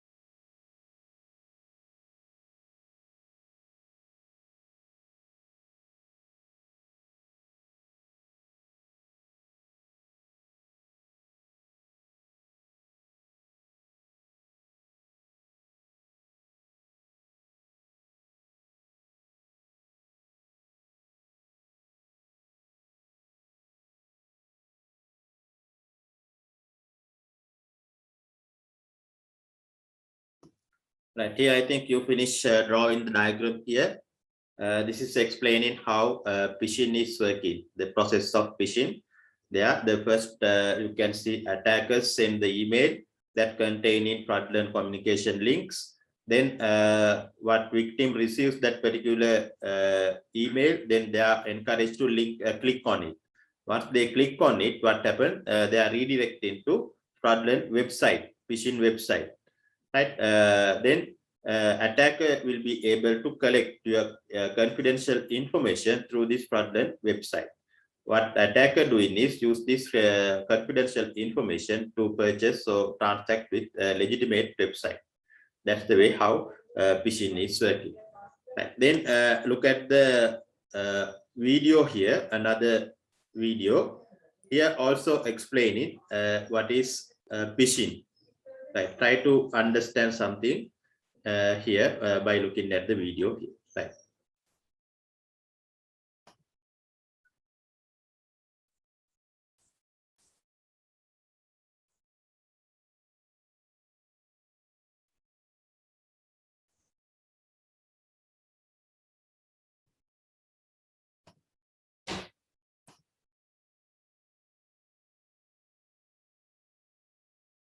Phishing Explained. Protect yourself against internet threats. The internet can be a dangerous place. One common technique scammers use is phishing. Phishing schemes are directed at the weakest link in any security system, the user. Criminals send out seemingly authentic emails directing users to a website. Once there, the scammers use tricks to get you to reveal sensitive personal information. Scammers may also send an email with an innocent-looking attachment, such as a zip file or Word document. If you download the attachment, malicious software is installed on your computer. Many phishing scams are elaborate and believable. That is why so many people have followed a fake link or downloaded an infected attachment. However, there are certain things you can look for. Urgent action. Many phishing emails warn of major consequences if no action is taken. You may be warned that your bank account will be closed or be told that unauthorized charges have been made on your credit card. The scammers want you to act quickly before you have time to think clearly. Spelling and grammar. If the email message contains obvious spelling or grammar errors, be suspicious. Most large, reputable companies will carefully edit their messages before sending them out. Link to a website. Many phishing emails include a link to a fake website where you are expected to validate your information. Microsoft Safety and Security Center recommends that users hover over the link in the email without clicking. When a pop-up box opens, check to see if the address in the pop-up box matches the email link's address. If the addresses don't match, don't click on the link. Requests for personal information. Scammers will often ask you to update or validate your address, date of birth, personal identification number, credit card information, bank account numbers, and other details they can use to steal your identity. Pop-up ads. Reputable companies won't ask you to update personal information by using pop-up ads. So what should you do if you are suspicious? Don't open any attachment or follow any link unless you are 100% sure it is legitimate. Banks and credit card companies won't ask you to validate information via email. Whenever you have doubts, find a reputable phone number and investigate using the telephone. If you think you are the victim of an email scam, take action as soon as possible. Call your credit card companies immediately. Change passwords for any site that has any of your sensitive personal information. Run a virus scan using a program such as Malwarebytes or Avast. Make sure your browser and other programs have been updated. Software updates often remedy known security issues. If you are not updating on a regular basis, your computer may continue to be vulnerable. Periodically review your bank accounts and credit card statements and look for any suspicious activity. Report the scam to the company whose information was faked. Extreme caution is your best defense against the scammers. Educate yourself about the tricks they use. Reduce your computer's vulnerabilities with virus scanners, firewalls, and frequent software updates. Know which actions to take if you are a victim. Knowledge is your greatest weapon against cyber criminals. Wield it wisely and you will no longer be the weak link in the security chain.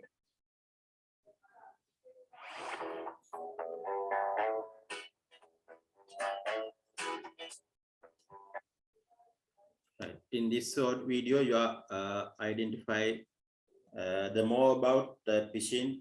Phishing is not concentrate on sending the email. It also providing some kind of ads. You are encouraged to click in these ads also. Then the type of messages that that video explaining the phishing. They are giving the type of messages also, and how to avoid those types of things also discussed in the video. Right, then we'll move to the next type of threats you can find in the e-commerce website. Distributed denial of service. In short, we say DDoS attack. Write down. This is the third one under threats of e-commerce.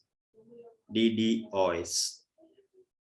Actually, in earlier case, phishing hackers trying to send in some type of email fraudulent message. It may be an email or a type of ad, these types of things. Then you are encouraged to click on these links because these links coming from reputable. You are feeling that it's coming from reputable sources. Right, that's the way of working phishing, but DDoS is something different. Here the attackers trying to send in a specific application. Once you click on the application here, automatically install a software or application on your computer. Then that particular application will be able to capture your confidential information. Right. Here, look at the explanation. DDoS, actually, they are working with multiple computers. They are not using one computer. They are using more than one computer. All of these computers, they are using to send in this particular application. This is called bot. Right? They are special application. They are sending these bots to the other computers, so to the network. They are issuing these bots to the network. Then these bots traveling to the particular computers. Once you go in there, then these bots are able to create a network that is called botnet. Each bot of the computers, by collecting these bots, create a small network that is called botnet. In that way, this DDoS will be able to damage or destroy the servers, computer network systems. That's the danger behind that, these DDoS attackers. Right, here it is explaining DDoS is an attack in which attacker uses multiple computers. That's the important point that you have to remember. Attackers uses multiple computers. Then also within brackets say they are through this multiple computers, they are trying to send in a special application, specific application called bots, which causes to create a network of bots called botnet.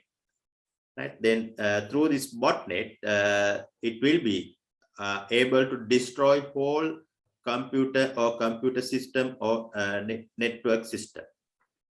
Right. In that way, we can identify what is DDoS attack. Right. Write down the notes here. What is about DDoS? First, write down. Then I will continue the one.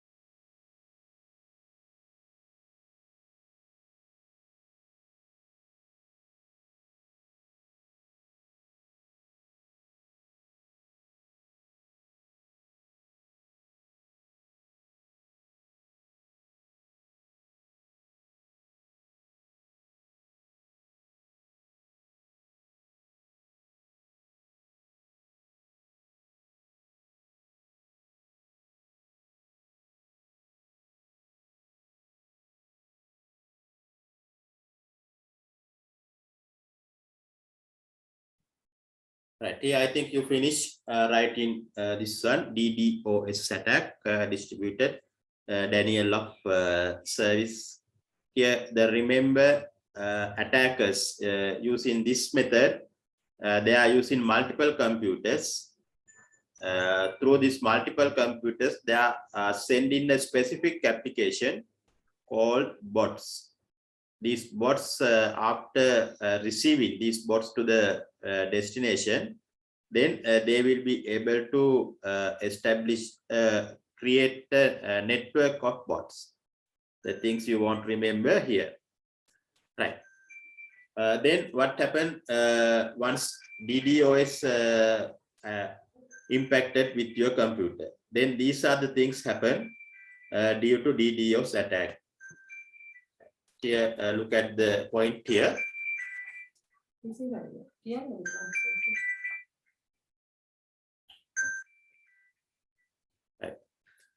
Here, there are three main things happen due to DDoS attacks. The first one is your server or your computer may paralyze your server by overloading it with traffic. Once attacked with the DDoS, that particular server or computer think their traffic is improving, data traffic or web traffic. That earlier time, last week, we learned about web traffic.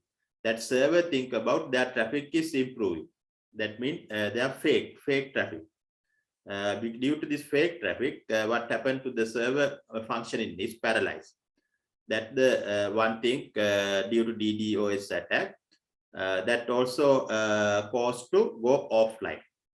Like once they think about their traffic is increasing, the immediately after feeling that traffic increasing, what happened? Their computer or server going to offline.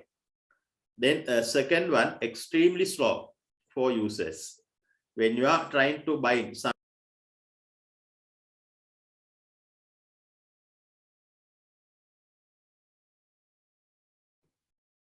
can you hear me now? Students, can you hear me now?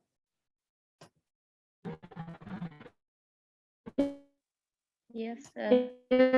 Right. Okay, we are discussing about what happened when US attacks happen. The first one is paralyze your computer because fake traffic. It's also caused to go offline. Then extremely slow for users when users are trying to buy something from e-commerce website. It will not easily open the content there. It is extremely slow for users. Then it also affect to conversion negatively affecting your conversion rate. Conversion rate, I think you can remember the meaning of that. Conversion rate means the number of times that visitors able to become buyer. Visitors able to become buyers. That is conversion rate. This conversion rate is slow due to DDoS attack. Then another thing is number 3, almost impossible for you to carry out operation on the backend. That means in your server side, completely stop all the operation. After DDoS attack, then few hours after DDoS attack, completely stop your all operation, especially in the server side. Okay, write down these points. These are the things can happen due to DDoS attack.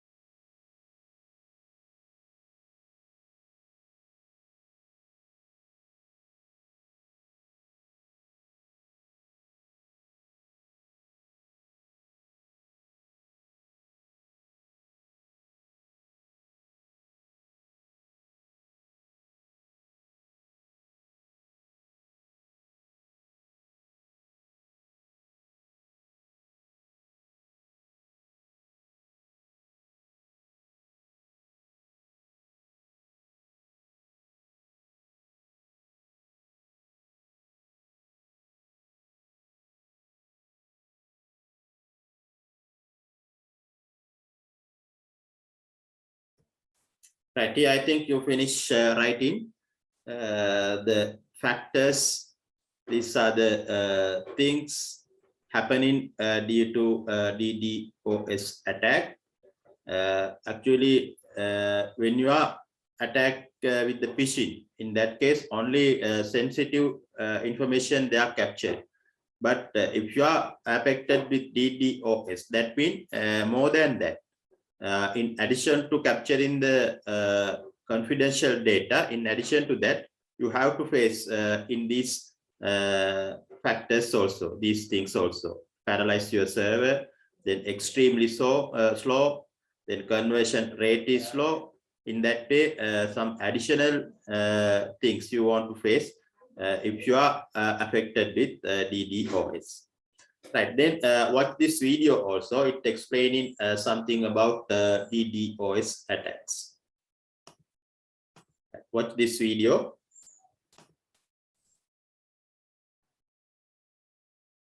In this video, you will learn about the denial of service attack, otherwise known as DOS or DDoS when the attack is distributed. DOS is a very powerful attack in which the hacker makes the system or data unavailable to someone who needs it. This is how a DDoS may look. One hacker could take control of many computers and make a system or data unavailable to someone who needs it. There are many different ways you can do a denial of service attack. I will list 4. The first way is browser redirection. The second way is closing connections. The third way is destruction of data. And the fourth way is resource exhaustion. Here's an example of browser redirection. A user requests a page to load. Let's say Disney.com. When the user requests to load a page, the hacker will redirect the user to another page, thereby creating a denial of service. The second way someone could do a denial of service attack is closing connections. For example, a hacker could close an open port and deny the user's access to the database. A hacker can also delete files leading to a resource not found error when someone requests that file.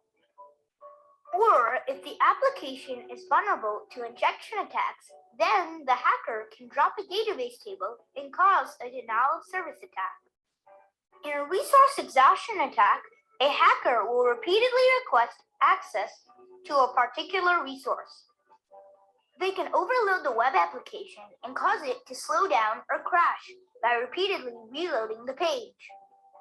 In this video, you learned about denial of service. And for more videos like Right here, it's explaining something of DDoS.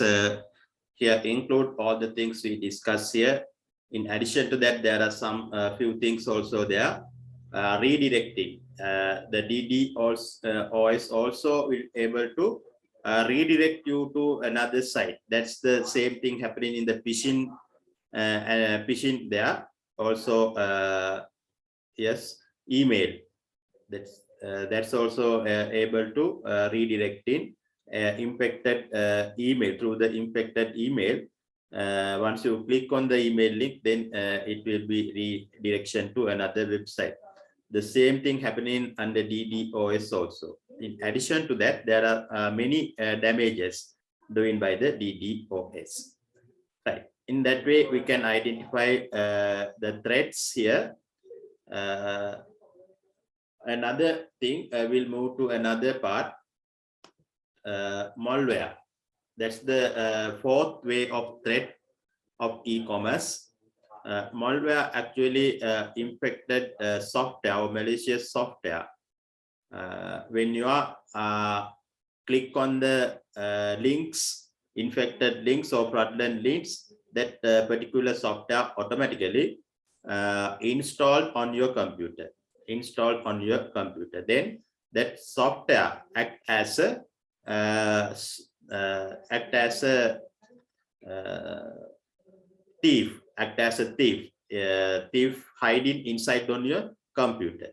What his activities capturing the confidential information and sent to the attackers or hackers. That's the way how malware is working.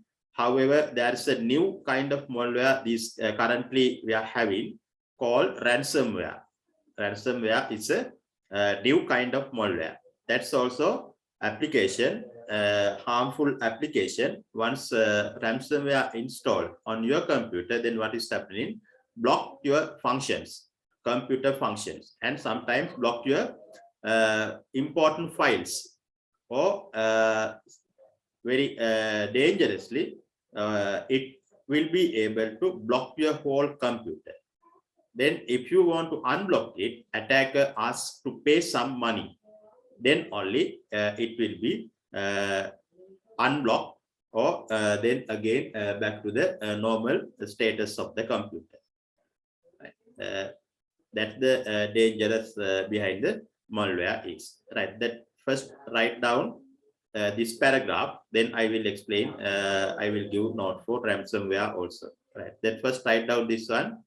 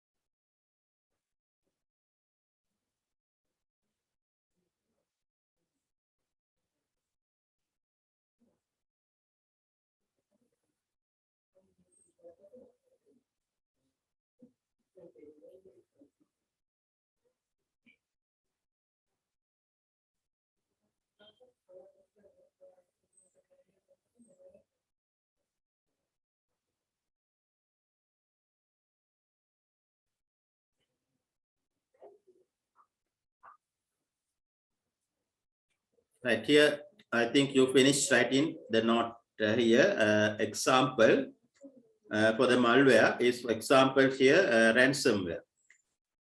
Ransomware, especially it's popular from 2017. Especially this is developed for attackers developed to attack the e-commerce website and banking sector. Right? What they are doing is trying to block your computer and computer files. Then to release the blocks functions of computer, blocking functions or blocking files, then they are asking money to release the hacked or block files or functions. That you must pay, then otherwise no way to release this block or block files. You must pay the amount they are asking. Then only you can release your document. Otherwise, no any solution for once you get ransomware with your computers. Right. The example also, write down this example also.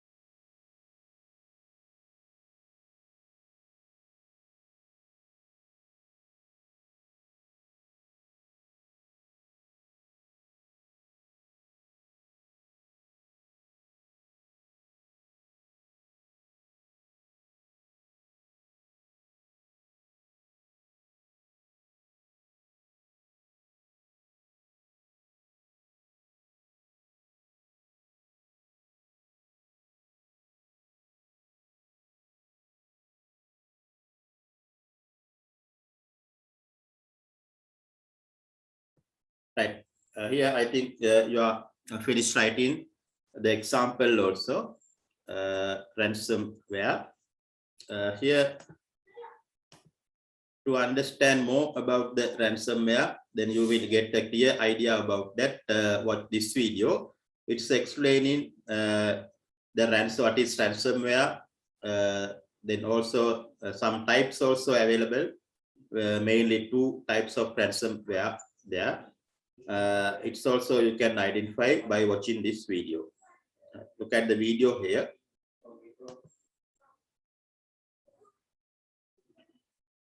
You log onto your computer just like you do every day, only to see your screen locked and device unable to boot up. A message demanding money or bitcoins appears instead. It's the moment that every computer or mobile device user dreads: ransomware. Ransomware is a form of malicious software or malware, which restricts access to your computer or mobile device or encrypts data until you pay a ransom in exchange for accessing your device or data again. One typical example of ransomware is called Dead Cryptor, which locks your devices and files until you're forced to pay a ransom. The payment that this malware demands is 2 bitcoins, which is more than $1,000. This form of cyber blackmail is one of the most dangerous forms of malware today, and one that's spreading rapidly worldwide. The number of users infected with ransomware keeps growing, along with continued increases in ransomware modifications, making it a constantly evolving threat. 2 forms of ransomware are currently the most widely used around the world: locker and crypto ransomware. Locker ransomware locks you out of basic computer functions, forcing you to pay a ransom to regain control. Crypto ransomware, on the other hand, encrypts sensitive data like documents and important files, threatening to destroy them unless you pay a fee.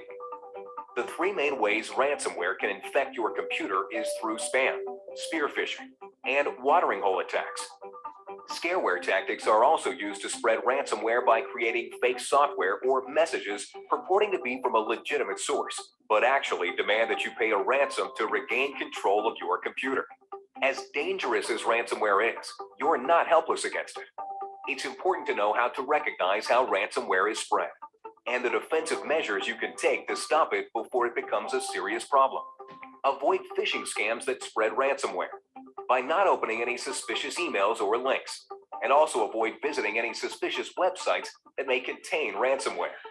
Know how to recognize scareware tactics by cyber criminals too.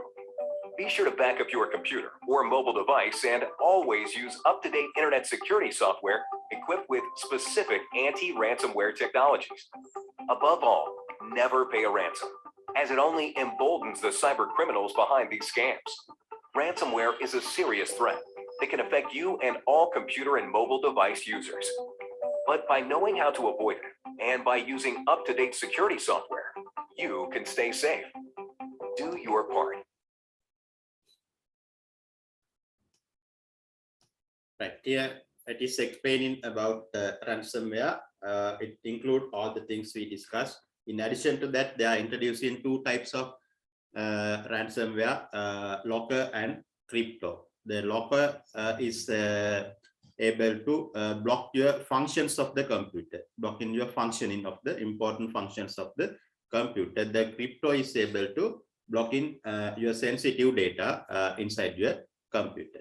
Right. However, whatever the blocking there, you must pay at least 2 bitcoins. That what according to this video, they are saying 2 bitcoins. That means it is equal to more than $1,000. That means in rupees more than 200, close to 200,000.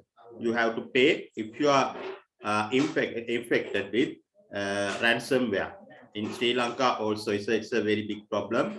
If you are not proper security on your computer, and also if you are very oftenly browse the internet, right? In that case, it is very good chance, very 90% of chance getting impacted with ransomware.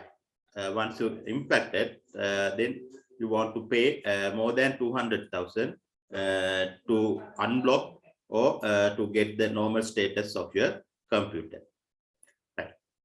Then that's about types of threat. We are discussing about types of threat. We are discussing 4 types of threat. Then first we discussed about credit card and debit card fraud. Then discuss about phishing. After that we discuss about DDoS. That last we discussed about malware. Under malware, it's a example is ransomware. Right, now time to do another activity. This is based on types of threats, what we learned now. Here I am going to give in the link. Please click on the link after I give in the link through the chat box.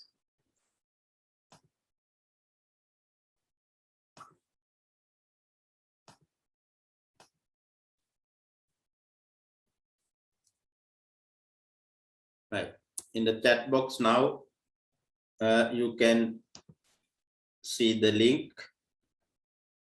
Here, the passcode or password is similar, 1 2 3 4 5 6. Right, please click on the link here.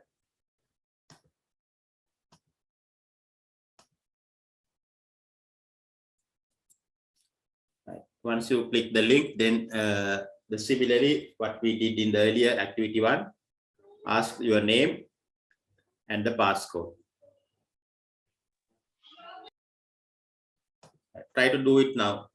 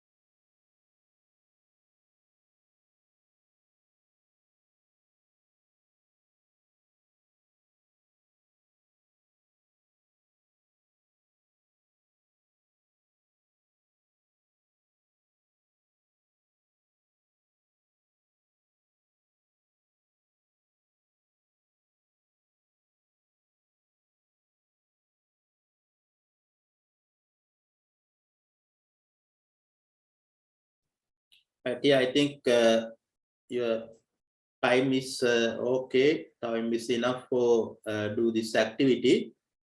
However, 29 still 29 of you are submitted. Now 32 of you are submitted. The number is not enough for me. Already you are joined with more than 80 students here. Out of 80, only 32 of you are submitted. From submitted answers, one student getting the 100 marks. Actually, Shara is very good. She getting the 100 marks. All are correct. Then there are some 70s, 80s. They are good. Actually, those who are getting above 50 mean you are okay. Below 50 mean actually you want to work more hard, right? There are some students below 30 also, below 20 some students, right? Please work more, you should want to work more hard. Then only you will can go more, right? Otherwise it will affect your exams also. I don't know the others, those who are not submitted these activities. Only 33 of you are submitted, right? Then we'll see the question here. We'll discuss the questions available here in this activity. I think only one question here. Yes, matching type question, only one. First, they are asking credit and debit card fraud. Credit and debit card fraud mean users steal the credit or debit card details. Credit and debit card fraud. That's the one of the threat we identified under e-commerce threat, e-commerce security. Right? What happening under credit card and debit card is they are trying to steal your credit card and debit card information, details, credit card number, or password, usernames. They are trying to guess these ones. Then phishing mean sending spam email. Through the spam email, they are trying to send in a fraudulent link. That link containing a bad things or viruses, something like that. Right? Once you click on the link, then your computer will be infected, or you redirect to another infected website. That through the website, attackers will be able to catch in your valuable information. Then DDoS, distributed denial of service attack. In short, DDoS. Due to DDoS attack, increased fake traffic.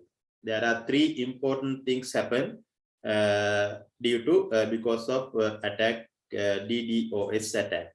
Your computer or your computer system may be paralyzed, then improve the fake traffic, then lowering the conversion rate. In that way, mainly there are three things happen due to DDoS attack.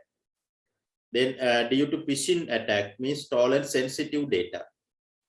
Right? The main purpose of doing the phishing, the attackers or hackers doing phishing is they want to stolen sensitive data. The sensitive data mean your credit card number or debit card number, identity card or date of birth. These are the sensitive data.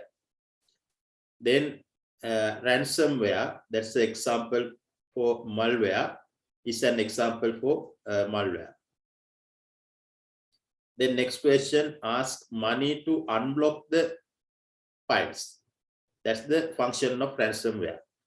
Once infected ransomware with your computer, it will be able to block your functions, block your computer's function, or block your sensitive data.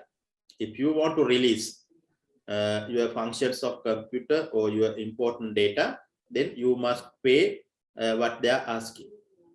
Hackers asking, you want to pay that money. It may be around 2 bitcoins, that means close to 200,000 lakhs. Right. Then question number 8, malware. Malware is install third-party software to capture confidential data. That's correct. Malware always trying to send in an application.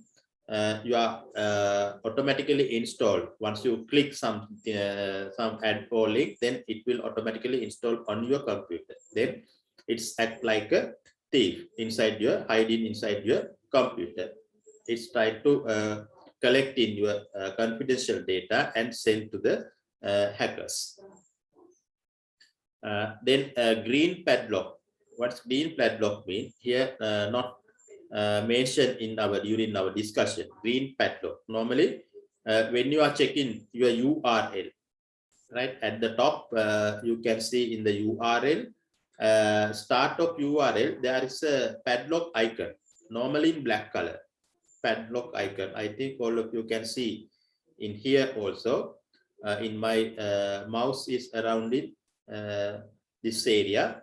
Here, black color padlock you can see. Sometimes this color is changed into green padlock. That means more secure that particular website without any getting risk. You can straight away, you can go to that particular website. Green padlock indicate that representing legitimate website. That means legal website. Then another term here, botnet. Botnet actually due to DDoS. DDoS, they are sending a specific application called botnet, bots. These bots are able to finally, bots are able to collect in together and form a network called botnet. Collection of bots and sent by DDoS. Right, that's the answers for this matching type question. Right. Okay, now we'll see how many of you are involved with this activity here. Yeah, still only 34 of you are involved with this activity. Please submit the activities what we are did during the class hour. This will affect your final assignment marks. Right? If you are stopping in 48, that you must earn more than 50 marks to assignments. If you are stopping 40s, right, 42, 43, like that, in between 50 and 40, then I will check your marks here. What the way you are doing classroom activities. Then I will add some marks. Then I will pass you. If you are not doing these activities, mean maybe you will be fail your assignment. Especially those who are getting less than 50 marks. Here also I'm seeing 30, 30, 30, 30, that way 10 also there. However, these students are sending these activities. They will get a chance to pass this assignment also. But out of 80, more than 50 students are not submitted these answers. I don't know the reason for that. Right? Okay, please remember these points to submit the to do the all activities what we are doing during the class hours. You must do it. Right, okay. Here now ending the session today. We saying about our syllabus, actually 97% of your syllabus are already finished, including the today's lesson. Only 3% of percentage available to finish. We have still 4 days. Today is the 11 lesson. We have 15 weeks, another 4 lessons. We can, without any trouble, we can finish it during the given period. Then also we need to discuss some past paper questions. All of these things we are covering the rest of the days. Right, okay, then I am going to stop the today's session here. Thank you very much for the participation.